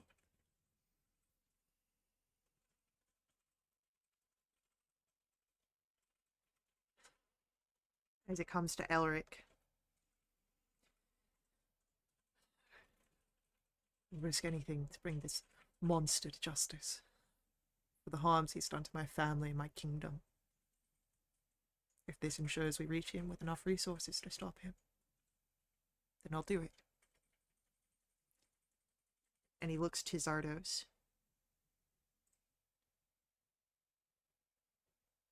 I will deliver the codex to you. And if we fail, my soul is yours.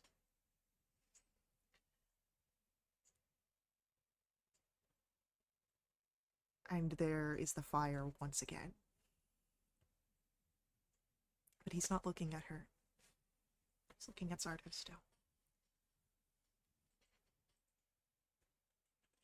And Zithraline smiles as each of you have made your deals, and you are then wrapped in her protections.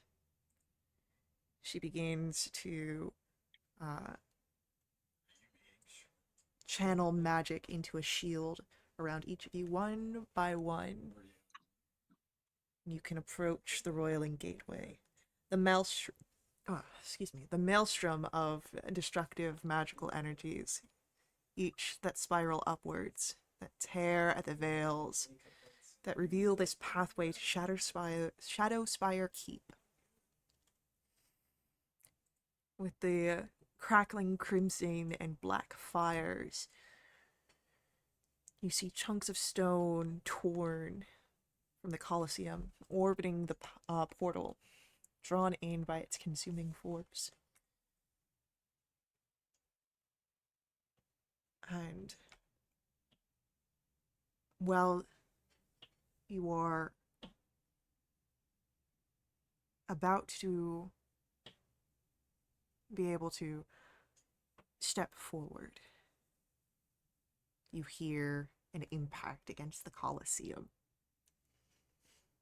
And you can see the demonic form of Queen Calithra, restored by the abyssal energies of this realm, here to disrupt the final moments of this ritual as you try to escape. But we have our next ad break coming up here. So, hang out with us. We'll be right back to continue along with our story and see what sort of crazy things go along here. Before we head out, I do ask you let the ads run. They help us out a ton here at Little Witch RP. They help keep our games affordable. If you'd like to directly support us, please head over to my Ko-fi and make donations there. These donations unlock awesome perks for the entire community. Perks include special companions, double treasure, new quests, a lot of fun things. We've got a full list on our Discord where you can see exactly what you can unlock. But hang out with us. We'll see you all very soon.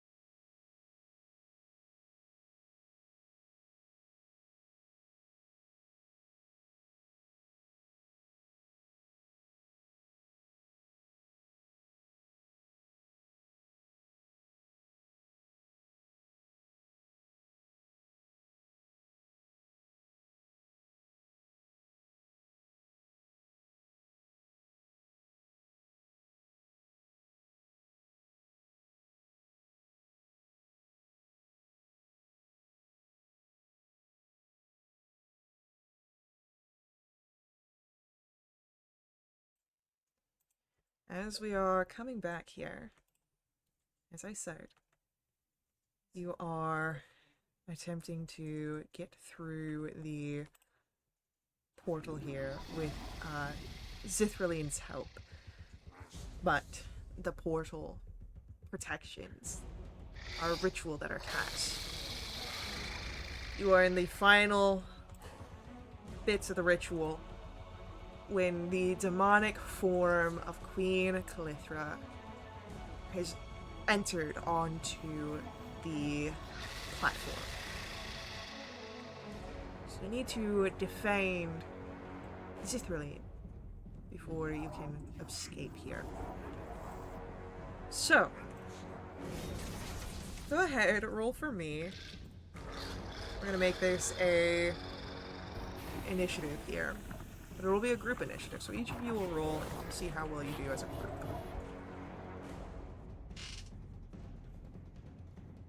I'm thinking that one's gonna help. Oh no, Doa. Fiddle needs to get an 8 or a 5, or else I'll be very disappointed. All right.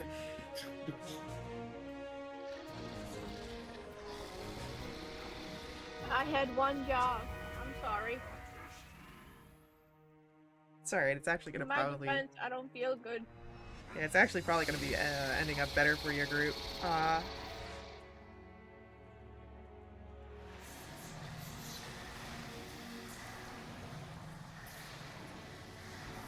Alright, so your group's initiative is gonna be a 14. And Calithra's initiative is a 5.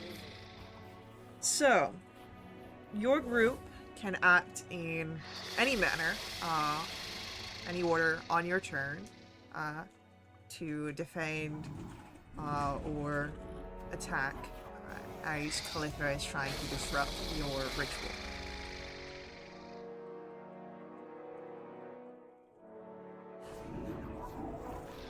What would you all like to do on this first round?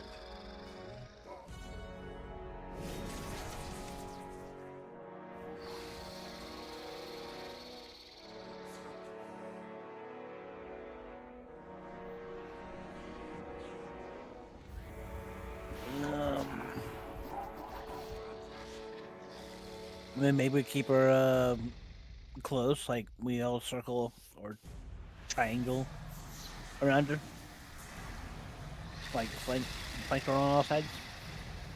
You can do that.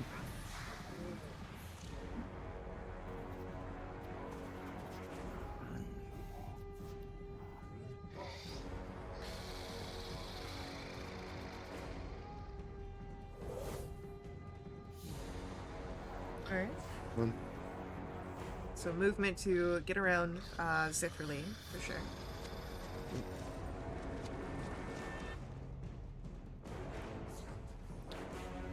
then I could just fire off some Eldritch Blast.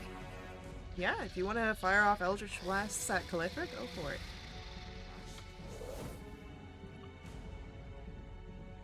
A 21, 21 will hit.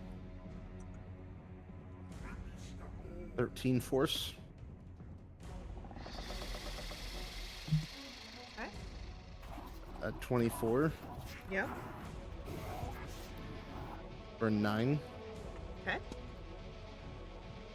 another 21, for 11, and a natural 20. For 24 Force. You okay?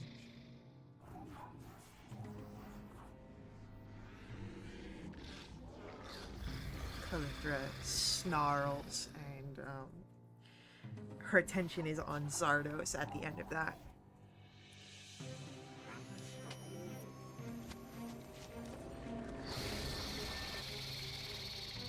Dolar, Fiddle, if you have ranged capabilities to attack Calithra, you're fine to do so, or you can move up to make melee attacks, but that will leave an opening around Zithraline. Or you can stay in act defensive, prepare for any sort of interceptions. fire off a shot. 18. 18 will hit.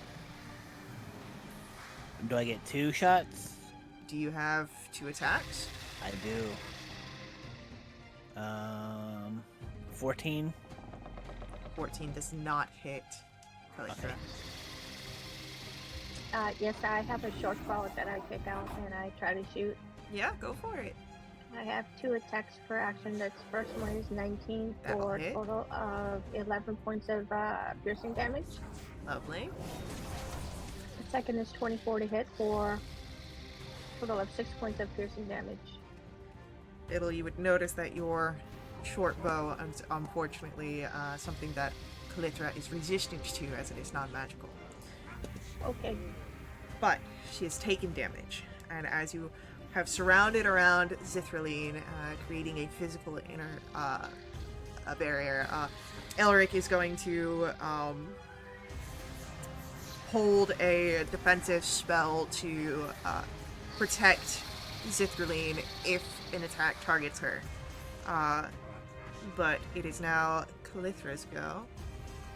And Calythra is going to... She's going to target Zardos. And as she looks at you, Zardos, you can feel a pressure in your mind. I need... oh, it's not even a save. This is... gonna roll to hit first. That's going to be a 23 to hit. Yep. That'll be 21 points of psychic damage, and now I need a wisdom saving throw. Okay. It's a 6. So unfortunately, you find yourself dazed here. You are lethargic, and you are going to have the effects of the slow spell until the end of your next turn. Okay.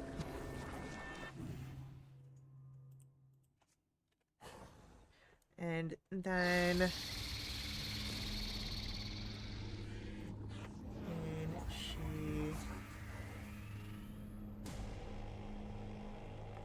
that'll be it for what she can do right now. Which brings it back to the party's turn. What would you all like to do? I'm gonna fire off another 2 shots. Yeah, That's gonna miss with a 12. does unfortunately miss. That's a nat 20. That will hit. Yeah. There you go. That's good damage. So that'll be 23, 27. Yeah.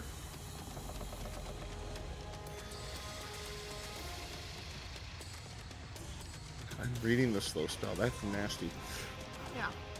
Well, typically it lasts for a minute. You only have it for a round, so... I'm gonna try something that's different. I would like to go ahead and cast Firebolt as a kobold. Yeah, Something go I can for it. do. Will I hit though is the question. Nope. End the turn. It is unfortunately a miss.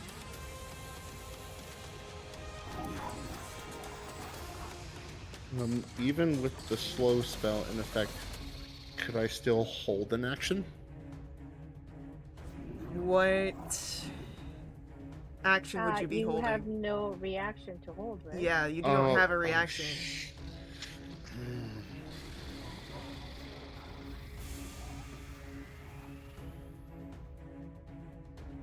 Let's do a chill touch. Why not? Okay. I do need you to roll for me a d20. Okay. It's a 1. Okay.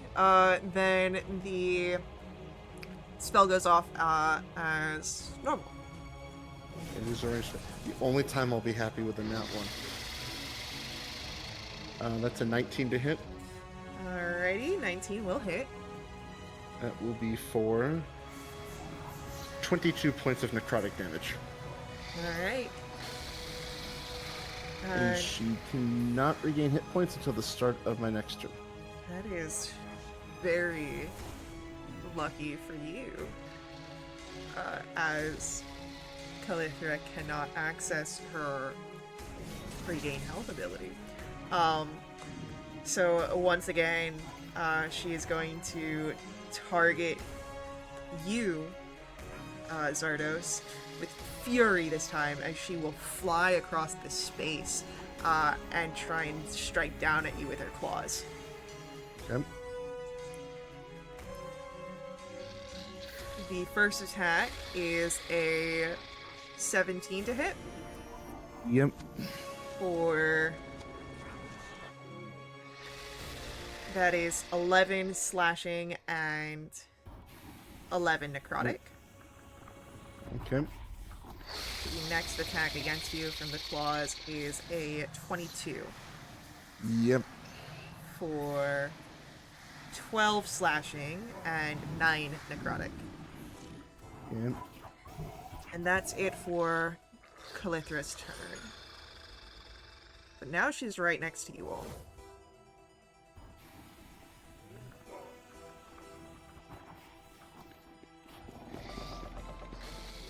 What would you like to do as it's the party's turn? So the enemy's right next to us. Well, it's right next to Zardos, but yes, right next to you all as an essential. I would like to go up to and do some punching. Yeah, go for it. I would like to go ahead and do Draconic Cry. Okay. And then 24 to hit for total of 8 points of damage. Can it give me a con save? Sure. Zardos, you gain 8 points of healing from the universe, by the way. Thank you. Con save. For Calithra is going to be...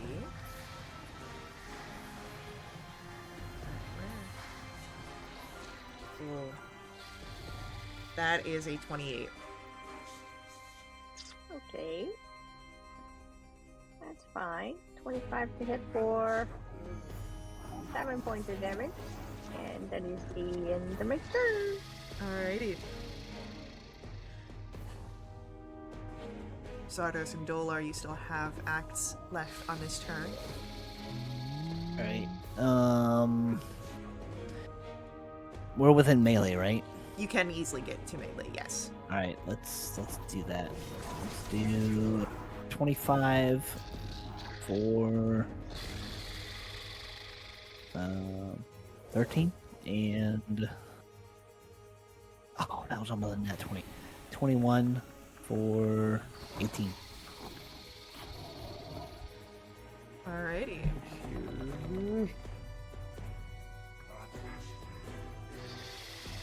Let's try another chill touch. Why not?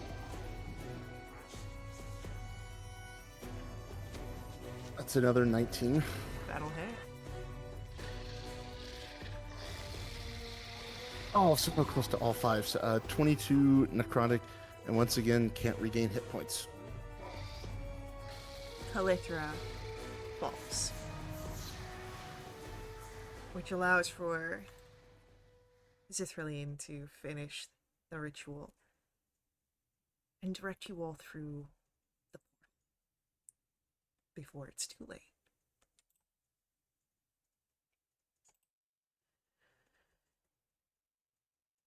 So, you tumble through the veils just as you had before. Your bodies thrashed by the raging fires of the pillar, pummeled by the torn veils, but with Zithraline's protection, it feels just as it had before, that pressure around the edges of your existence. A slight bit of discomfort. Nothing more. And when you emerge, it is on the outer edges of the massive ritual occupying the entire courtyard of Shadowspire Keep. Swirling energies that resemble the pillar of flame spiral around the circumference of the courtyard. They rip through trees and stone alike, and Belros stands at its center. He has the codex positioned amidst the maelstrom of souls, stripped from coins that are now charred on the ground at his feet. Thousands spent to feel this terrible rite of ascension. He curses in the abyssal tongue as you arrive. He's furious, and he swears, I will take your souls. I will use them to fuel my ascension. No longer will I be denied. When I am done, boy, I shall gather those that remain, including your mother, and I will consume them as well. I shall rid myself of your interference and all who aided you from birth until this day. A storm of vengeance will follow behind me.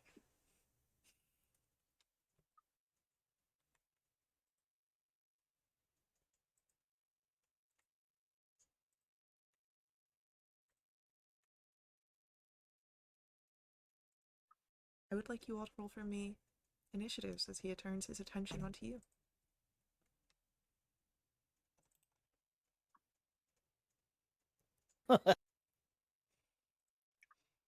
Oh no.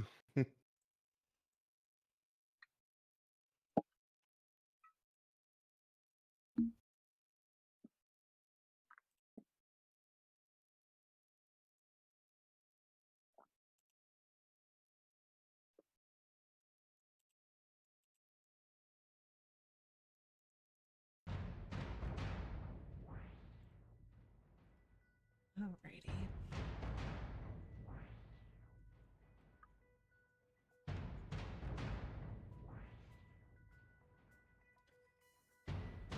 So we've got.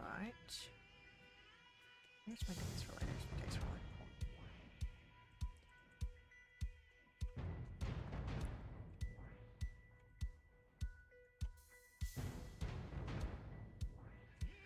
roller. Alright, so that's going to be a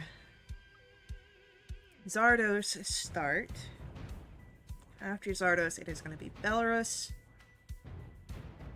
then Fiddle, and then Dolar. So, Zardos. First act.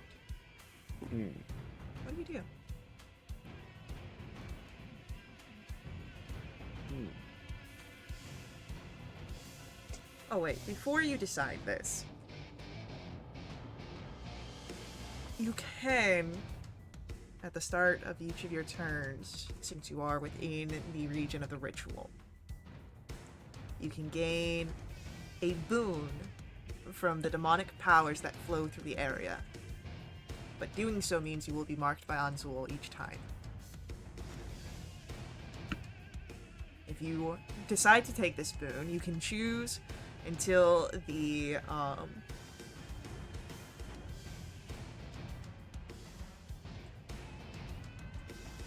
you can gain one of the following benefits. You can get advantage on your next attack roll. You can get resistance to damage, all damage.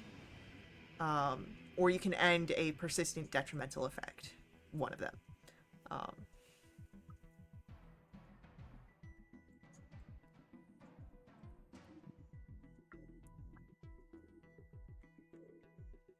Yeah.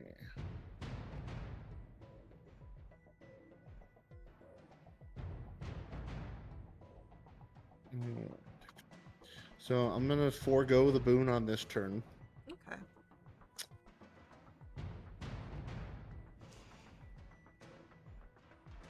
I like to show him just how furious I am. Can I get an intelligence saving throw from him, please? Sure.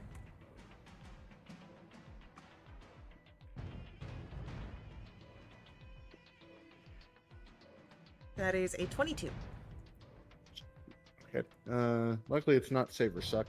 So he'll take half damage as I cast Synaptic Static.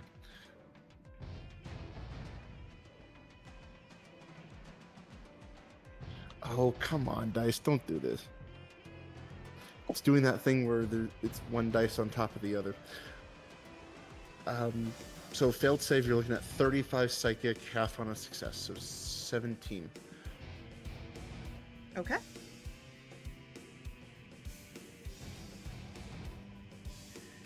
And let's give a bardic to Dolar. Dolar gets a bardic. That's it. It is then going to be Belros's turn. And as he does this,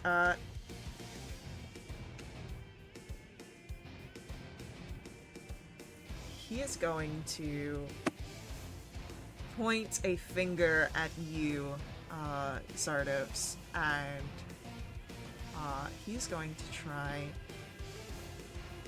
to hit you with a spell. And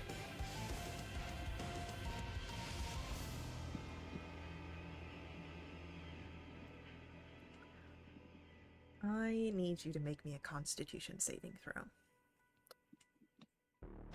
you said this is a spell, right? It is a spell.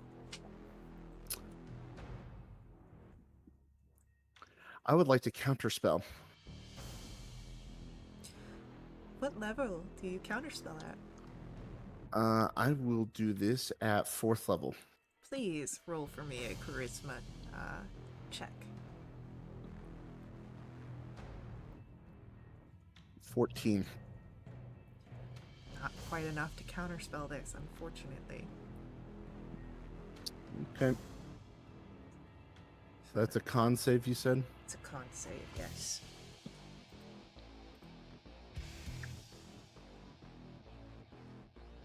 It's a 12.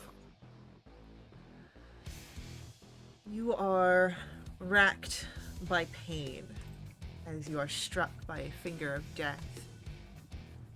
And will take... That's gonna be... Bam. 27 plus 30, 57 points of Whoa! necrotic damage. Oof. I'm sorry? So 57 total. 57 on a failed save, yeah. Mm. Finger of death is a nasty one. I'm sorry? But that's his turn. Fiddle, Yeah. what do you want to do? Do you want I to would take like a to run away, please.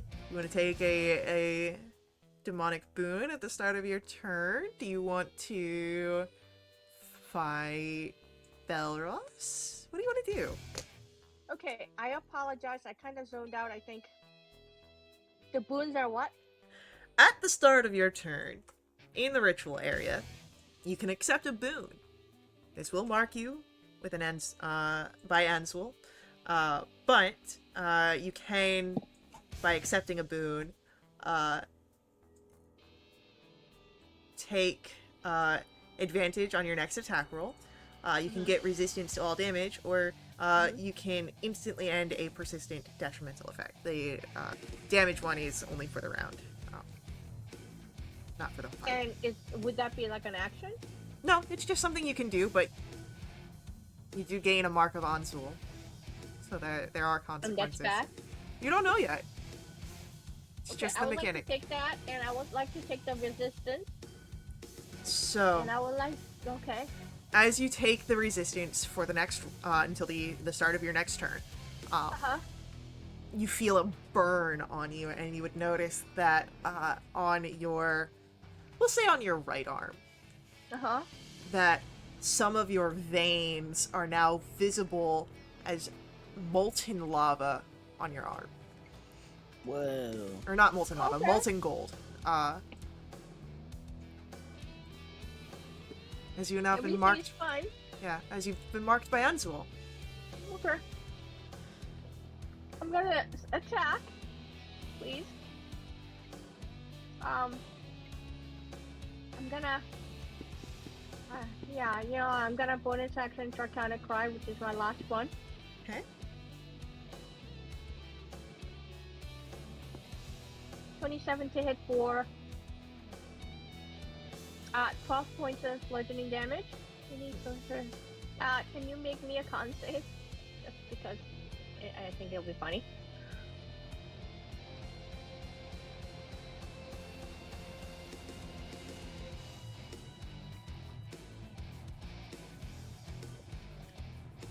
That is a 25. Okay. My last attack was natural 20. Heck yeah. Nice. Oh, it's second roll. 17 points of bludgeoning damage. And put this game to like this. Alright. At the end of your turn, Fiddle, I need a charisma saving throw.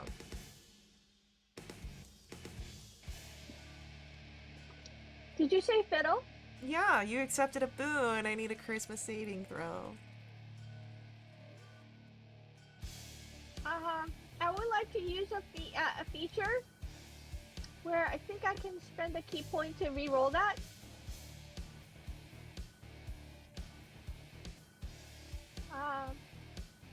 Where is it? I read that.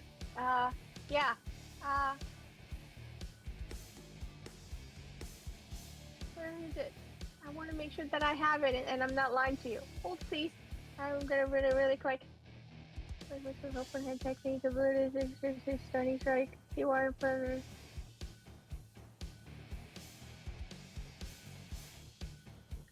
I thought I read it.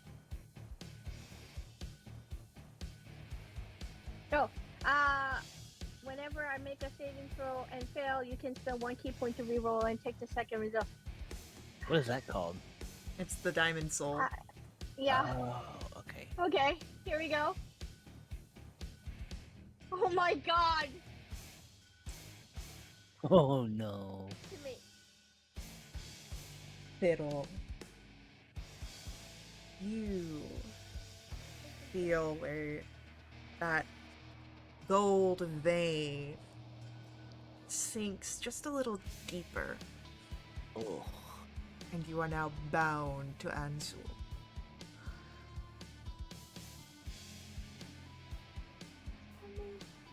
So, as this happens, Belros will turn towards Fiddle. Uh-huh. You have fallen to the corruption of the abyss. You're as weak as Zardos, but at least you see what power holds. And as he says this, he is going to take a legendary action, and he's going to take some Eldritch Blasts at you, Fiddle.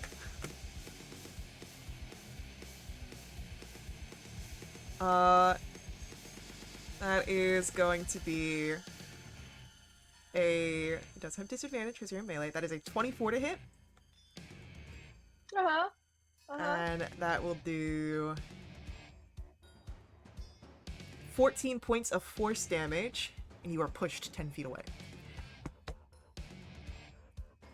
And then Dolar, it's your turn. Yeah, let me take that resistance thing. Okay. Oh, yeah. That's 14 points of damage the second half. You took the resistance. It's until the start of your next turn. All Okay, damage. so it's instead of 14, that's 7. Yes. Okay. Thank you. Thank you. Dolar, you too feel the burn on your arm and see the gold veins as you accept a demonic boon. Go ahead, make your turn. All right. We'll go ahead and do 1 slash here for a 28 Yeah, that'll hit. for 12, and then another for 27 for 11, and then bonus action flurry for 18 to hit. The 18 does not hit, just misses. Okay.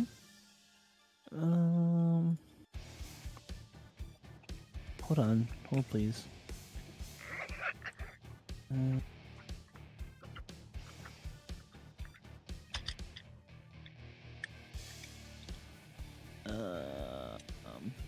Hold on. Where is it? Once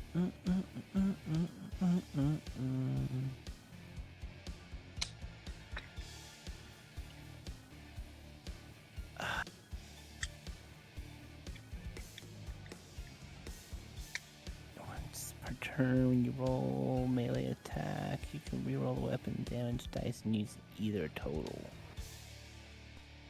Does that count for flurries as well? Yeah, it's an attack. Okay. Can reroll the weapons damage dice use either total. Okay, so let's reroll that.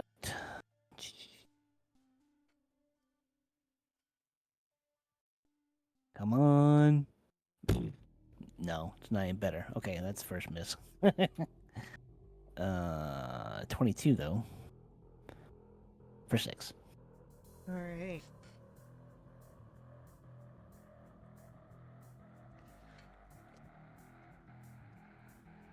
And with that, it is going to be the end of Dolar's turn. Zardos, we come back to you. So just to make sure, is the taking the boon like a bonus action, or does that cost an action? It doesn't cost anything. Oh, wait, sorry. Before we get to this, Dolar, I need you to make me a charisma save. I was about to say, I'm waiting to do this because I have advantage on charisma. Oh no, 17. For now, you are unbound still. Okay, cool. Alright, so Zardos. No, it's no action, no bonus action. You can just accept it. But it does come with its own consequences. I'm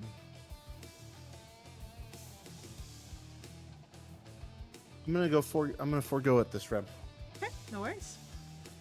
And then as my action, I'm gonna pull out my 8th level spell scroll, and I will cast Mass Cure Wounds on everybody. Ew. So that will be 60. Let's make sure I'm reading the spell right. Yep, 68 plus 5.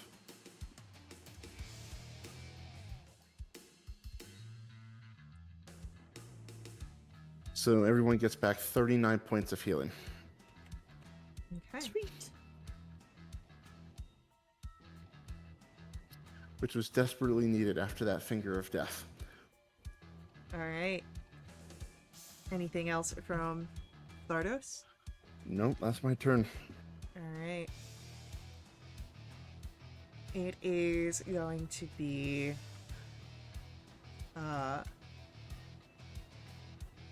Belarus's turn, and Belarus is going to do 2 attacks at Dolar with an Eldritch Blast, and then 2 more at Fiddle.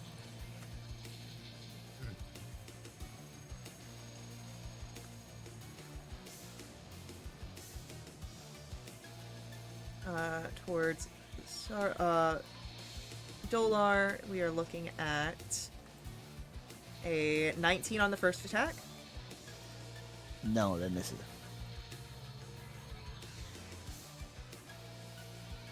And the second one will miss as well. And then towards Fiddle, we've got an 18 Mm-hmm.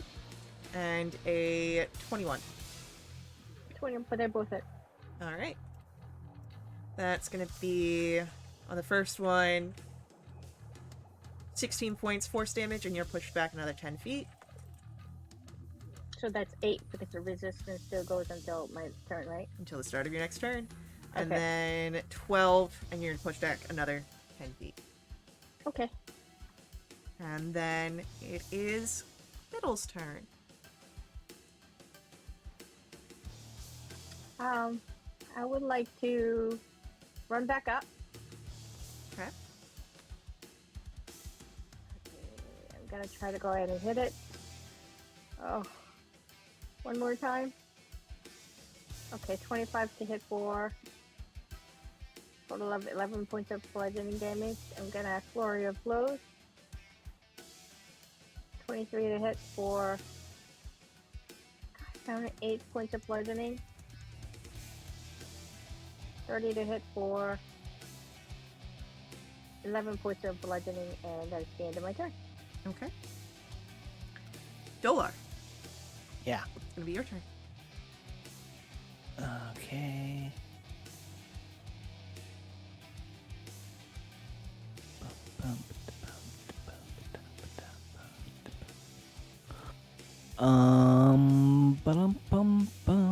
Okay, so on the first attack, we're going to do the Yickle Stick. 16 misses, I'm guessing. Yeah, because the last time it was like an 18 or 19. Let's try that again. 19 hits, right? Yeah.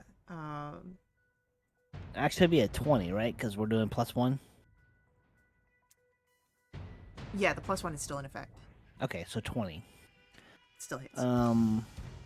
So with that, I'm gonna deal out 15 damage. Plus, I'm gonna pump a goading attack into that for a d6. So it deals an additional 4 damage, and I need you to make a wisdom saving throw of 18.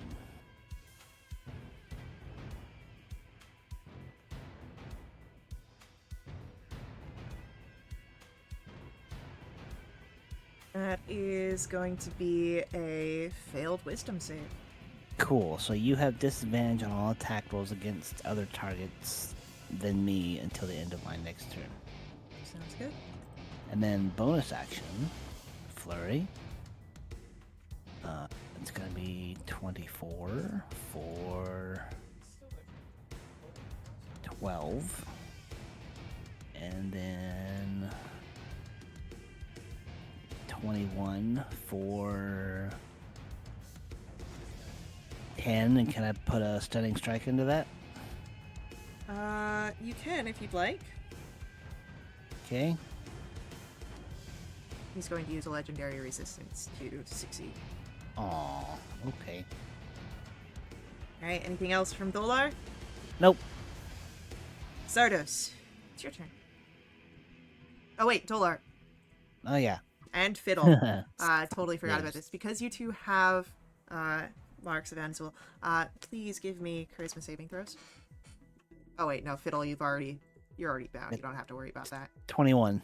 Yeah, Dolar, you're fine. Alright, now Zardos, come back to your turn.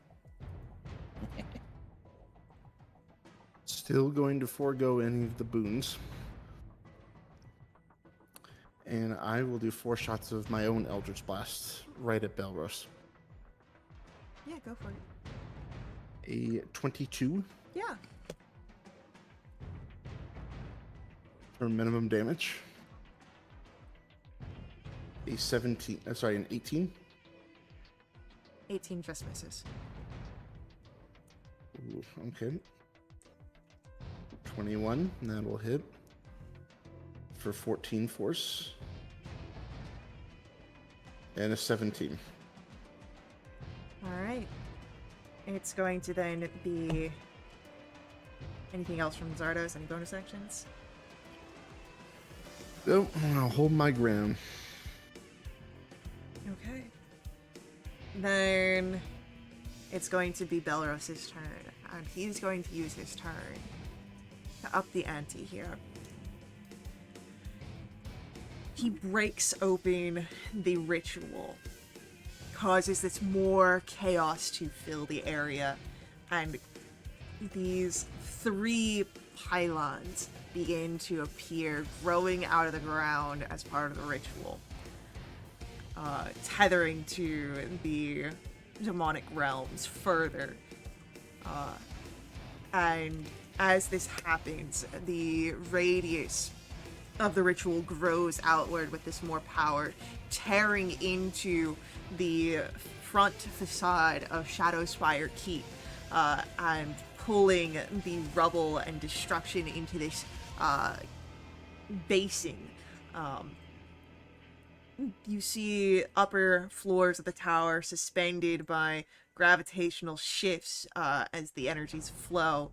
Belros, as he does this, shifts even more, becoming more demonic as he begins to accelerate this fiendish transformation. The skin cracks and burns. These flames come out of his veins that course through his body, and his muscles swell, distorting the human form to this hulking and lumbering figure. There are jagged, bone-like protrusions erupting from his back and limbs that are tipped in some with barbed hooks, dripping this fiery ichor. And the bottomless pits of his eyes begin to glow red. And that is his turn, is to accelerate the ritual.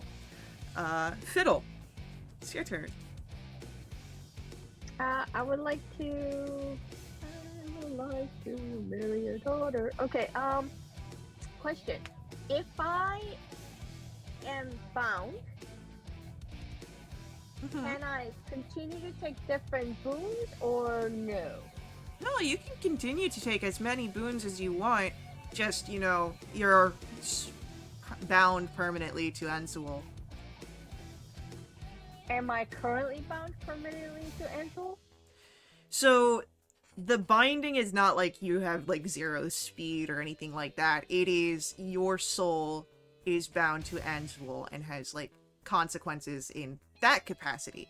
Not, anything mechanically in this battle, unless you take more boons, and then because your soul is already bound to Ansul, you don't have to worry about making that save, because the result would be the same.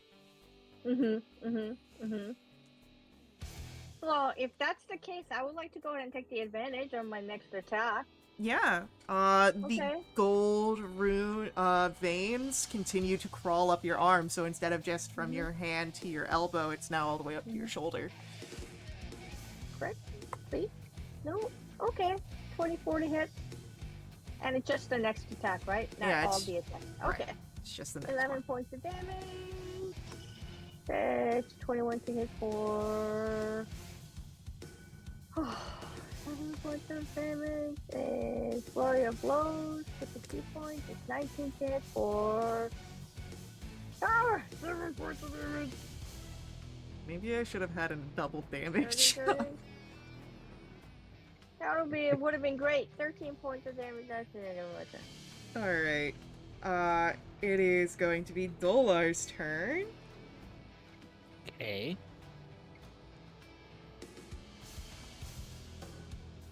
We have to take it each time, or no?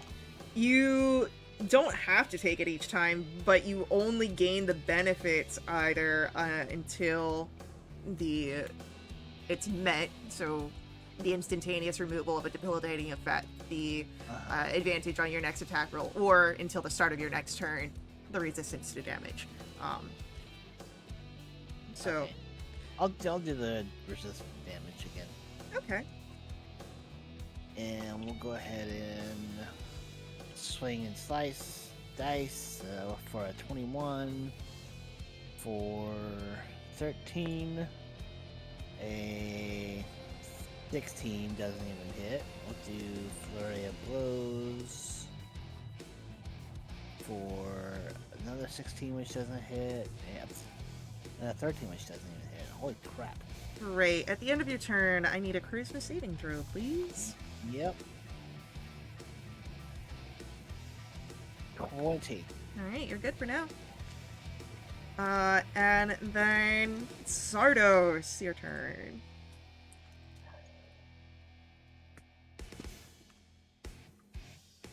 Kind of where he hasn't taken another action against me yet. Well, he did just, make everything. Yeah.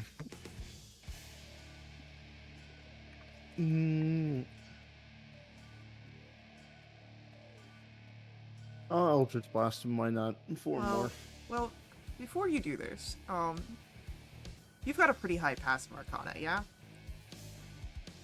Yeah, I have 22.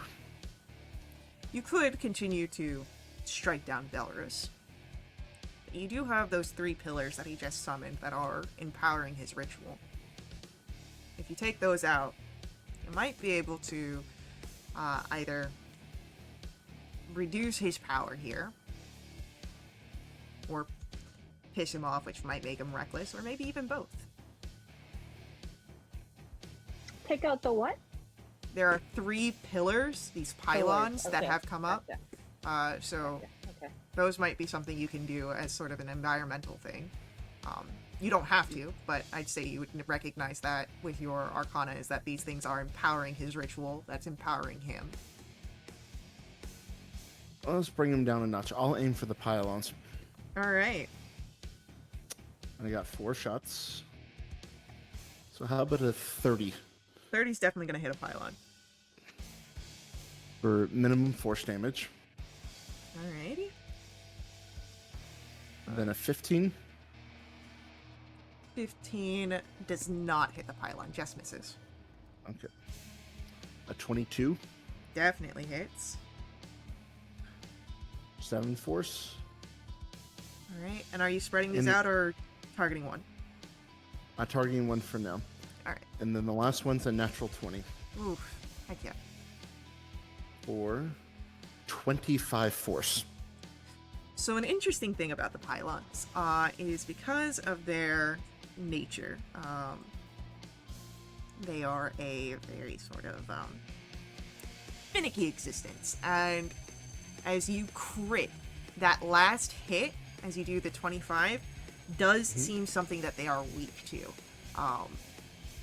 Not overall force damage, but perhaps just the sheer accuracy of where you strike it. It'll take 50 damage instead from that. And Ooh. explodes outward.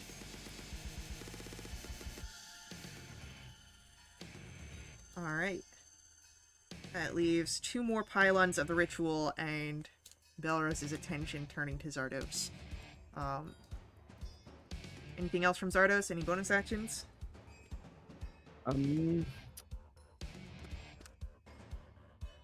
pretty sure all my companions saw that explode. So, no, that's it.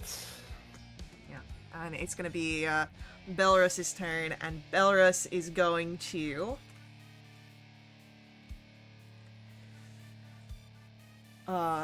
target you with this dark flame that bursts outward from his body, this sort of cyclonic line, and I need you to make me a dexterity saving throw, Zardos. That's another nat 20. Whew! Alright, you will succeed, which means you take half damage then, as the dark fires tear at you. That's 29 points of fire damage on a failed save. You will take half as much, that's 14.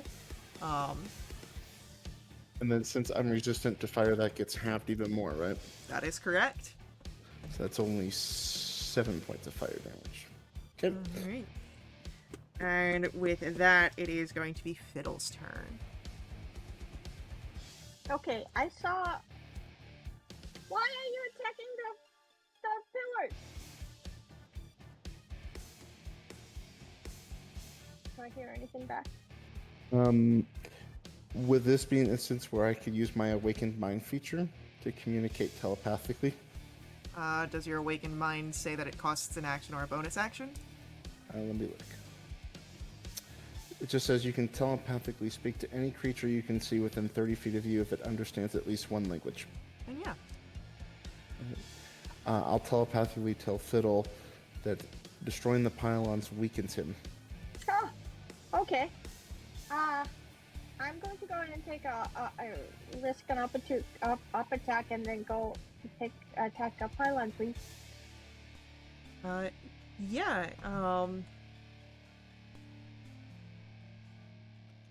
he'll take that, opportunity attack as he'll try and reach at you with a claw. That's gonna be a 16 to hit. Miss! Alright, you get away. That's 20. Okay, 20 to hit for 10 points of damage. 17 hit? A 17 hits the pylon, yeah. Okay. That's 12 points of bludgeoning damage. Flurry of blows. 25 to hit. For 7 points of bludgeoning damage. 27 to hit for 16 points of bludgeoning damage. It's fractured, but it's still standing. God damn it. Just It's the end of turn. sparking energy here. And Dolar, will come to your turn. You would have seen, of course, Zardos striking at one of the pillars, Fiddle going to another. What would you like to do? Take that resistance damage, Okay. and then I will go ahead and shoot at one of the pylons that's still up. Okay. Why is it so? Oh, okay. 9 misses a pylon, I'm guessing. 9 will miss the pylon, unfortunately. We'll rack the gun again and try again. Oh no, a nat 1. That is another miss, unfortunately. Dang. Do you want to risk the op attack and do a little punch? Can I punch the dude instead? You could punch the dude instead. This is true. Let's do that. And 19. 19 just hits Belrus. Alright. For 6 damage. Alright. And then at the end of the turn, I do need you to make me a charisma save. That's right. For a key point, I can re-roll it, right?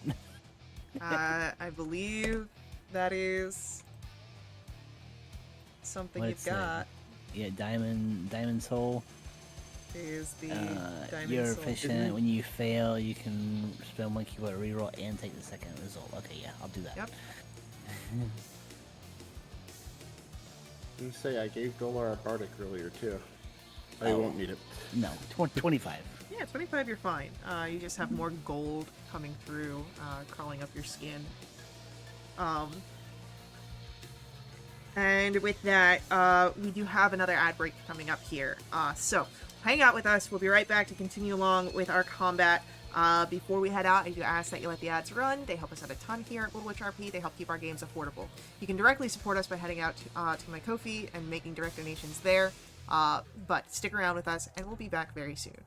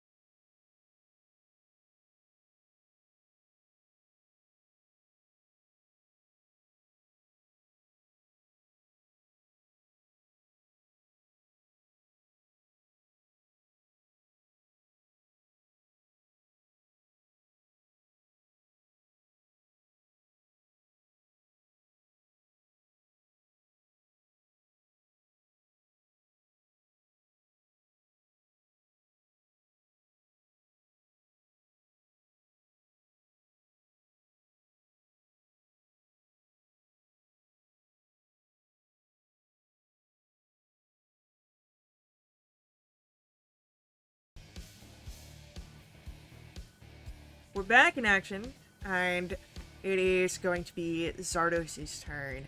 Zardos, what would you like to do? Well, with 2 pylons left, I'd like to take 2 shots at Eldritch Blast at each pylon. I would say that you would notice one of them is looking really damaged, so might not even need. Well, the Well, first cool. one's a natural 1. Well, that misses, unfortunately. A 25 That'll hit, though. for 10 points of force damage. The pylon in front of Fiddle shatters.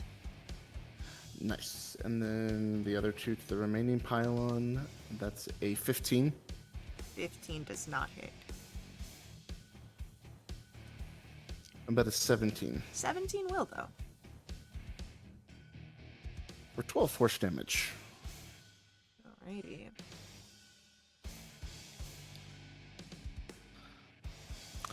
And I just stare at him with a full-blown rage. And that's my turn.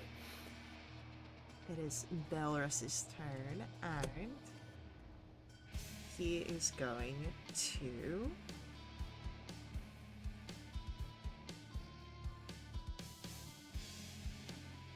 He's going to take 2 Eldritch Strikes at you, Zardos.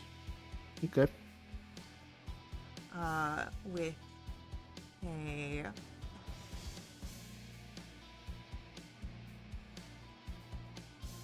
$25 to hit on the first one, Yep. for 19 points of force damage. Ooh, okay. Then the second attack is a 16 to hit, Yep. for 19 points of force damage. Okay. And then he's going to take a claw strike at Dolar, who's standing next to him, with a 25 to hit, Yeah. for 19 points of slashing damage and 9 points of necrotic damage. But your resistance. So it'll be 9 and 4, if I'm doing my math right. 13. Yep. So, with that, it is the end of Belarus's turn. Fiddle, we come to you. I would like to go over to the remaining pillar. Yeah, for sure.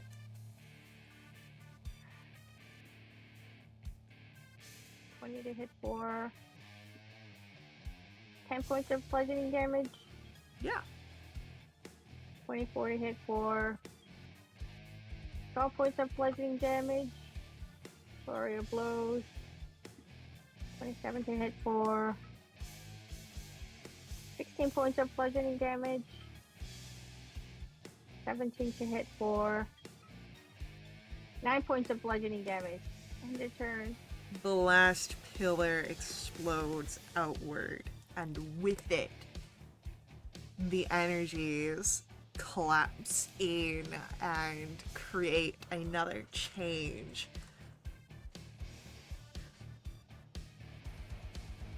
The energies, as they implode, as Belrus stands in the center of the ritual, he is right on course for their collision. And as they strike into him, it pushes him beyond the limits of mortality. You watch as he reaches his ascension, becoming this monolithic demon lord. The ground shatters beneath him. Chunks of debris are sent into the air. Sections of the castle are rolling and tumbling through the space, crashing into the earth of the battlefield. And you see, his body is now enormous.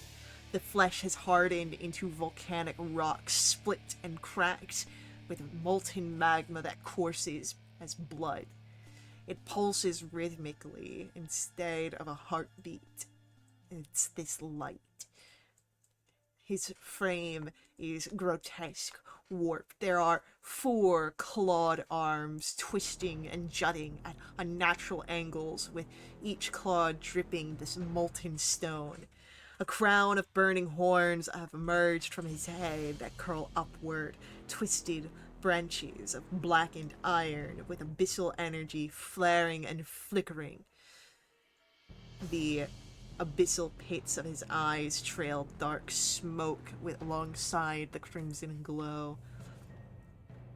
And as he looks at himself, he chuckles, and you can hear his voice rumbling with the souls of many that have empowered this. Or some other entity that is behind his completed form. But you would notice he is not free from this ritual, even though he has completed his ascension. He is caught in the pool of the gateway. There are tethers that craft Belarus to his stolen power. And as this happens, I'm going to ask for everyone to roll for me, very quickly, Arcana checks. That one. Oof, Dolar. Fiddle, Zardos, while you recognize that Belrus himself is a danger as a demon lord, you are more aware of the danger that Belarus presents here. As you can see, Anzual is trying perhaps to pull Belarus back into Tierna, Kaldar, Belarus, and anyone unfortunately close enough to him, as the whole ritual area seems to be pulled in that direction. However, with these knowledges, you could turn that against Belarus here. Weaken him down and get him close enough to the portal that Anzual is able to take him. And if Belarus is pulled back into the abyss, then Anzual will be able to permanently bind Belarus to Tierna Kaldar using another Anzurian Codex. Okay. How do we know how we can do that? He's been taking damage so far, but roll for me.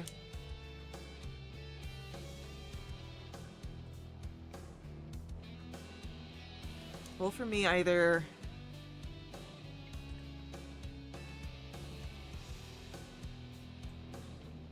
Arcana or Insight.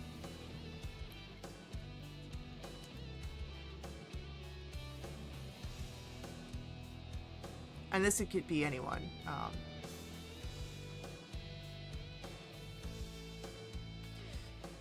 You don't know that it could work,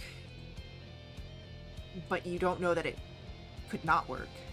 This could be one of your best bets. There is, of course, damaging him down, fighting him as you've been doing, but that could leave you tired, depleted.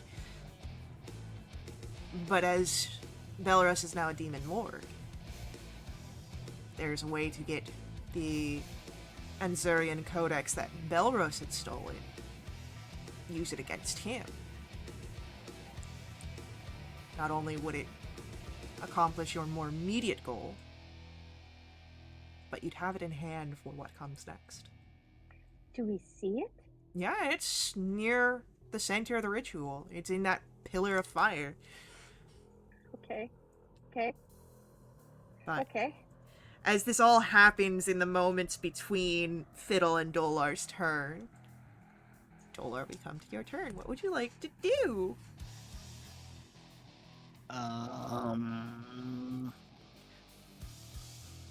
I will say that at this point, you are not standing right next to Belrus anymore, not of any sort of movement of your own, but because of the ground shattering beneath you, and now you are on a portion of the ground that is floating in the air. Right, so would be out of the option. I mean, you could get to melee, it just would take more movement than normal because you're having to jump from floating platform to floating platform. Yeah. Probably just take some shots. That could work. It's 19? 19 just misses Belrus. What? And Demon Lord gets higher AC. A 9 misses for sure. Oh yeah, that's gonna definitely miss. Not the end of my turn. Zardos. Oh wait, nope, before the end of your turn, Dolar, I need you to make me a charisma save. That's right. Not 20. You're so fine. 20, 27, yeah. Zardos, it'll be your turn.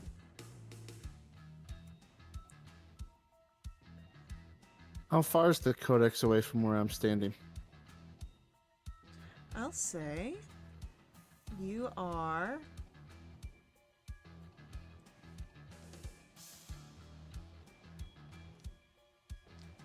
35 feet. That's just outside of my walking speed.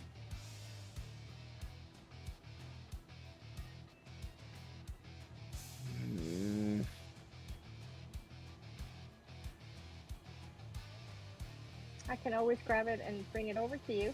Yeah, you do got the Klepto on your team. Yeah. That's true.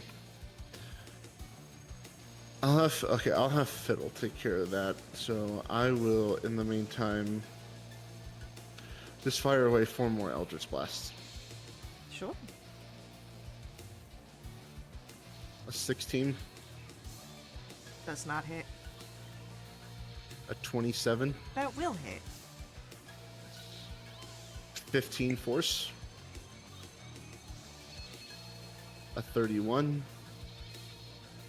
for 7 force, and a nat 1. Alright.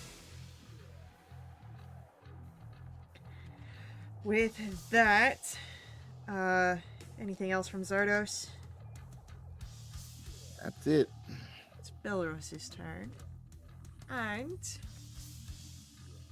at the start of Belros's turn,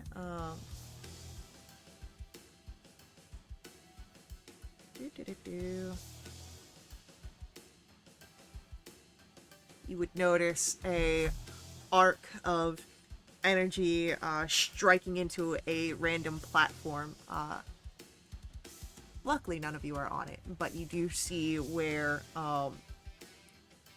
the platform takes the damage, shakes underneath the area. So you would all understand that perhaps staying in place during this fight is not the smartest of tactics.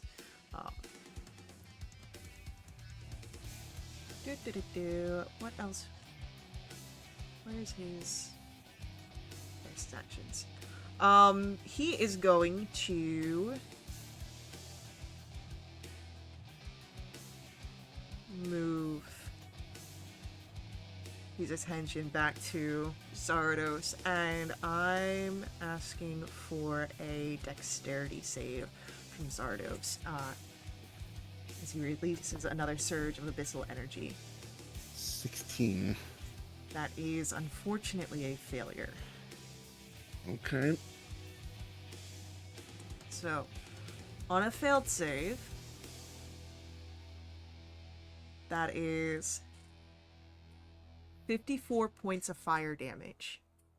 But you are resistant, so you will take half. That does not matter.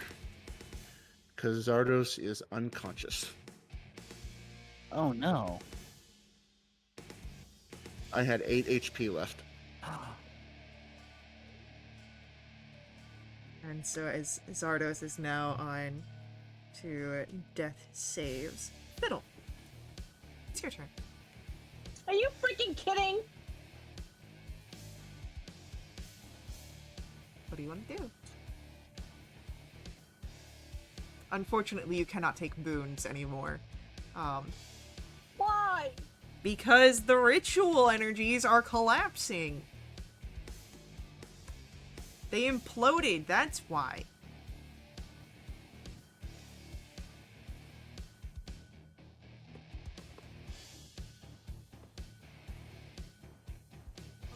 Okay, let's think this through. If I take the Kodak, the damn Belrose is gonna know that I took the Kodak. Oh right? yeah, he'll see it. But the person who can actually use the Kodak is down. No, anyone who has any sort of spell casting capability Yeah, can utilize but it. it's a personal quest. He's gotta do it. Yeah, but if you get Zardos up, Yeah. and then Zardos is hit again, without you having the Gotta codex, redid it. Yeah, that's gonna be crazy. Okay, I am going to. I have 55 feet of movement. I can't take the boons anymore, which sucks ass. I would like to go straight into the pillar of fire to grab the Kodak. okay. Do I have enough movement to grab it and run to Zardos? You can't make it all the way to Zardos. If I use a bonus action and use a key point to do Step of the Wind, Then you could make it to Zardos. I would like to make it to. Okay, so I have the Kodak with me. Well, Oh, crap. you will... I will ask for a Constitution saving throw as you grab the codex. That is 15. 15.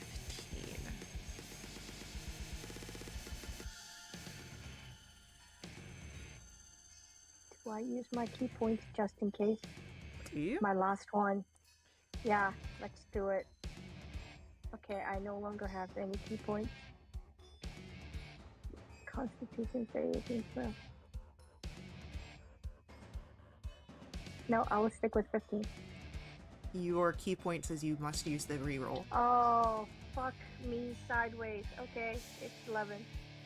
So as you touch it, you do take some damage here Yeah, from reaching into a pillar of abyssal fire. yep. So that is going to be 24 points of fire damage. Okay. But you have the codex. Okay, yeah, then I use the Step of the Wind and bring it over to Zardos, and I stand next to Zardos. Is that a key point, or did you allot that key point aside already? Like I say, I had left it allotted Okay. already. okay. Alright. Then Fiddle gets over there. Dolar, it's your turn. Okay. So we've got the codex and we've taken it over to Zardos. The codex is over near Zardos, yes. Okay.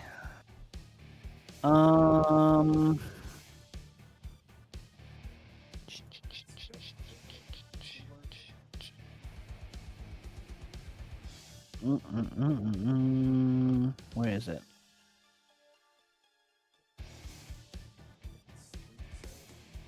The heck? Oh, here it is. I'm gonna go over to Zardos and pull out a potion of healing, greater healing, and then pour it in his mouth. And Alright. he's gonna get 44. He's gonna receive 8 HP back. It's just what he lost. Let me get him back. Alright. So, Zardos, you are conscious, but you are prone with 8 HP. Okay. Anything else from Dolar's turn? Yeah, I'll take patient defense. Okay. Zardos. As you're able to look up, you do see that you have Dolar Fiddle. Elric is nearby, but not in the middle of the fight. Fiddle does have the Anzurian Codex.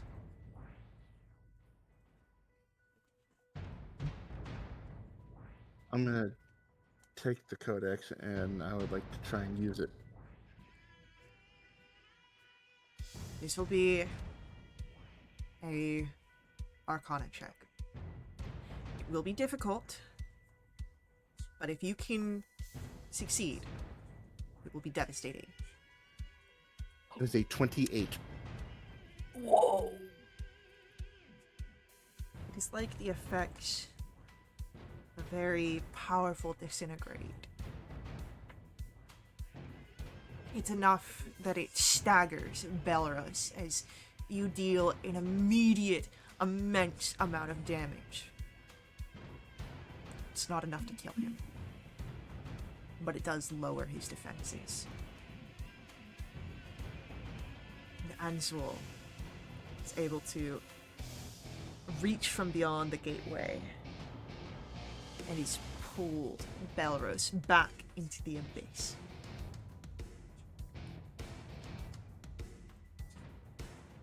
The threat of Belarus is gone. But you see the image of Anzul lingering at the portal. Between those four. And he looks to you, Zardos, as you hold the codex. Cast the tablet into the gateway.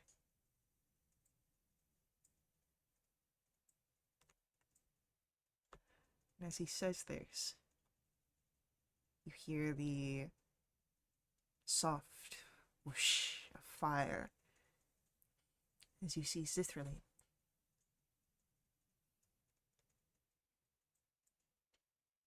Do remember our deal.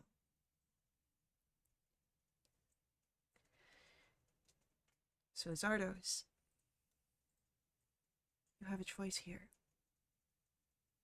You can face the wrath of Anzul if you deny him the promise you made. Or risk losing your soul upon your death, unless you find some other way to reclaim it. And not just your soul, but Elric's as well. You feel him as he stands next to you, places a hand on your shoulder and nods.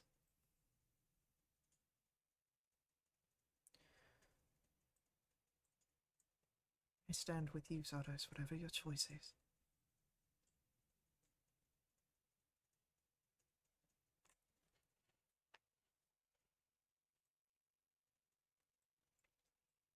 What does this codex look like? It's just a stone tablet with some ancient writing on it. Oh. Okay. Right, sorry, what was the female demon's name again? Zithraline. She's a devil. Okay. Okay. I'm not great with names. I'm gonna eye both of them, her and Anzul for a moment. I'm gonna look down at the tablet, then a short moment back at Elric. And when I look back to the other two,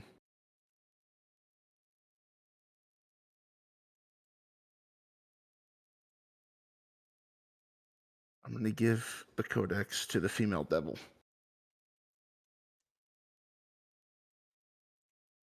As you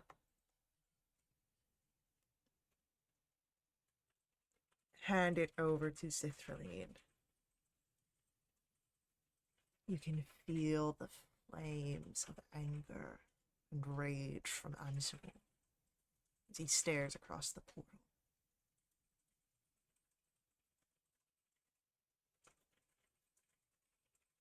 Remember this day. You will get what's coming to you, what you deserve as traitors.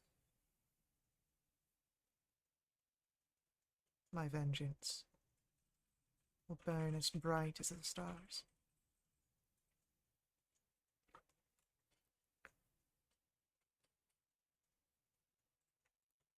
And then the gateway collapses. You no longer feel the influence of the abyss, except for Fiddle, who feels a connection to Anzuel deep in his soul. Zithraline, with the codex, drums her nails across it, and offers no farewells as she departs. You are left, and you're able to breathe.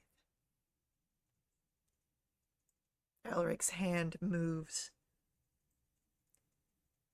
off of Zardos's shoulder and to his own hand, where he'll interlock your fingers and give a reassuring squeeze.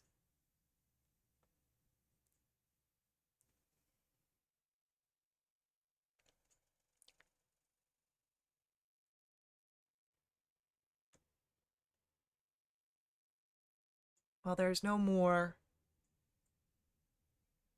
fiendish influence, the area here is a wreck, dangerous and ruined.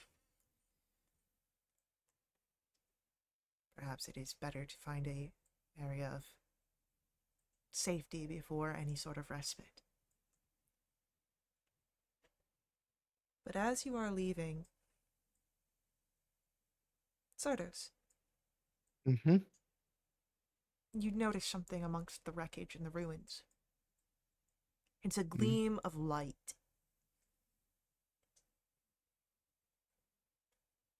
It catches your attention as you see an amulet. It's an amulet you recognize. You've never seen her wear it in life, but it's an amulet you've seen in portraits of your mother and Belrus in the early portions of their relationship.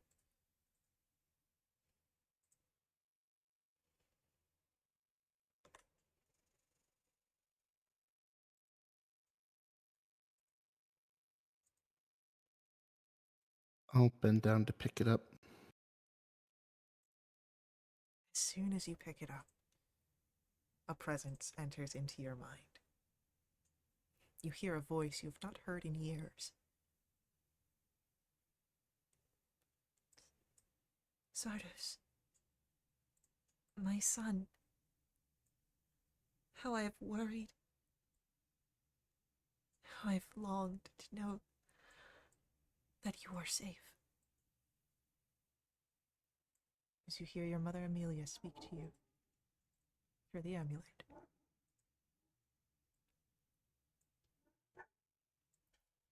And that is going to be the end of our session. So, thank you to our players for playing. I'm sorry that this went a little over.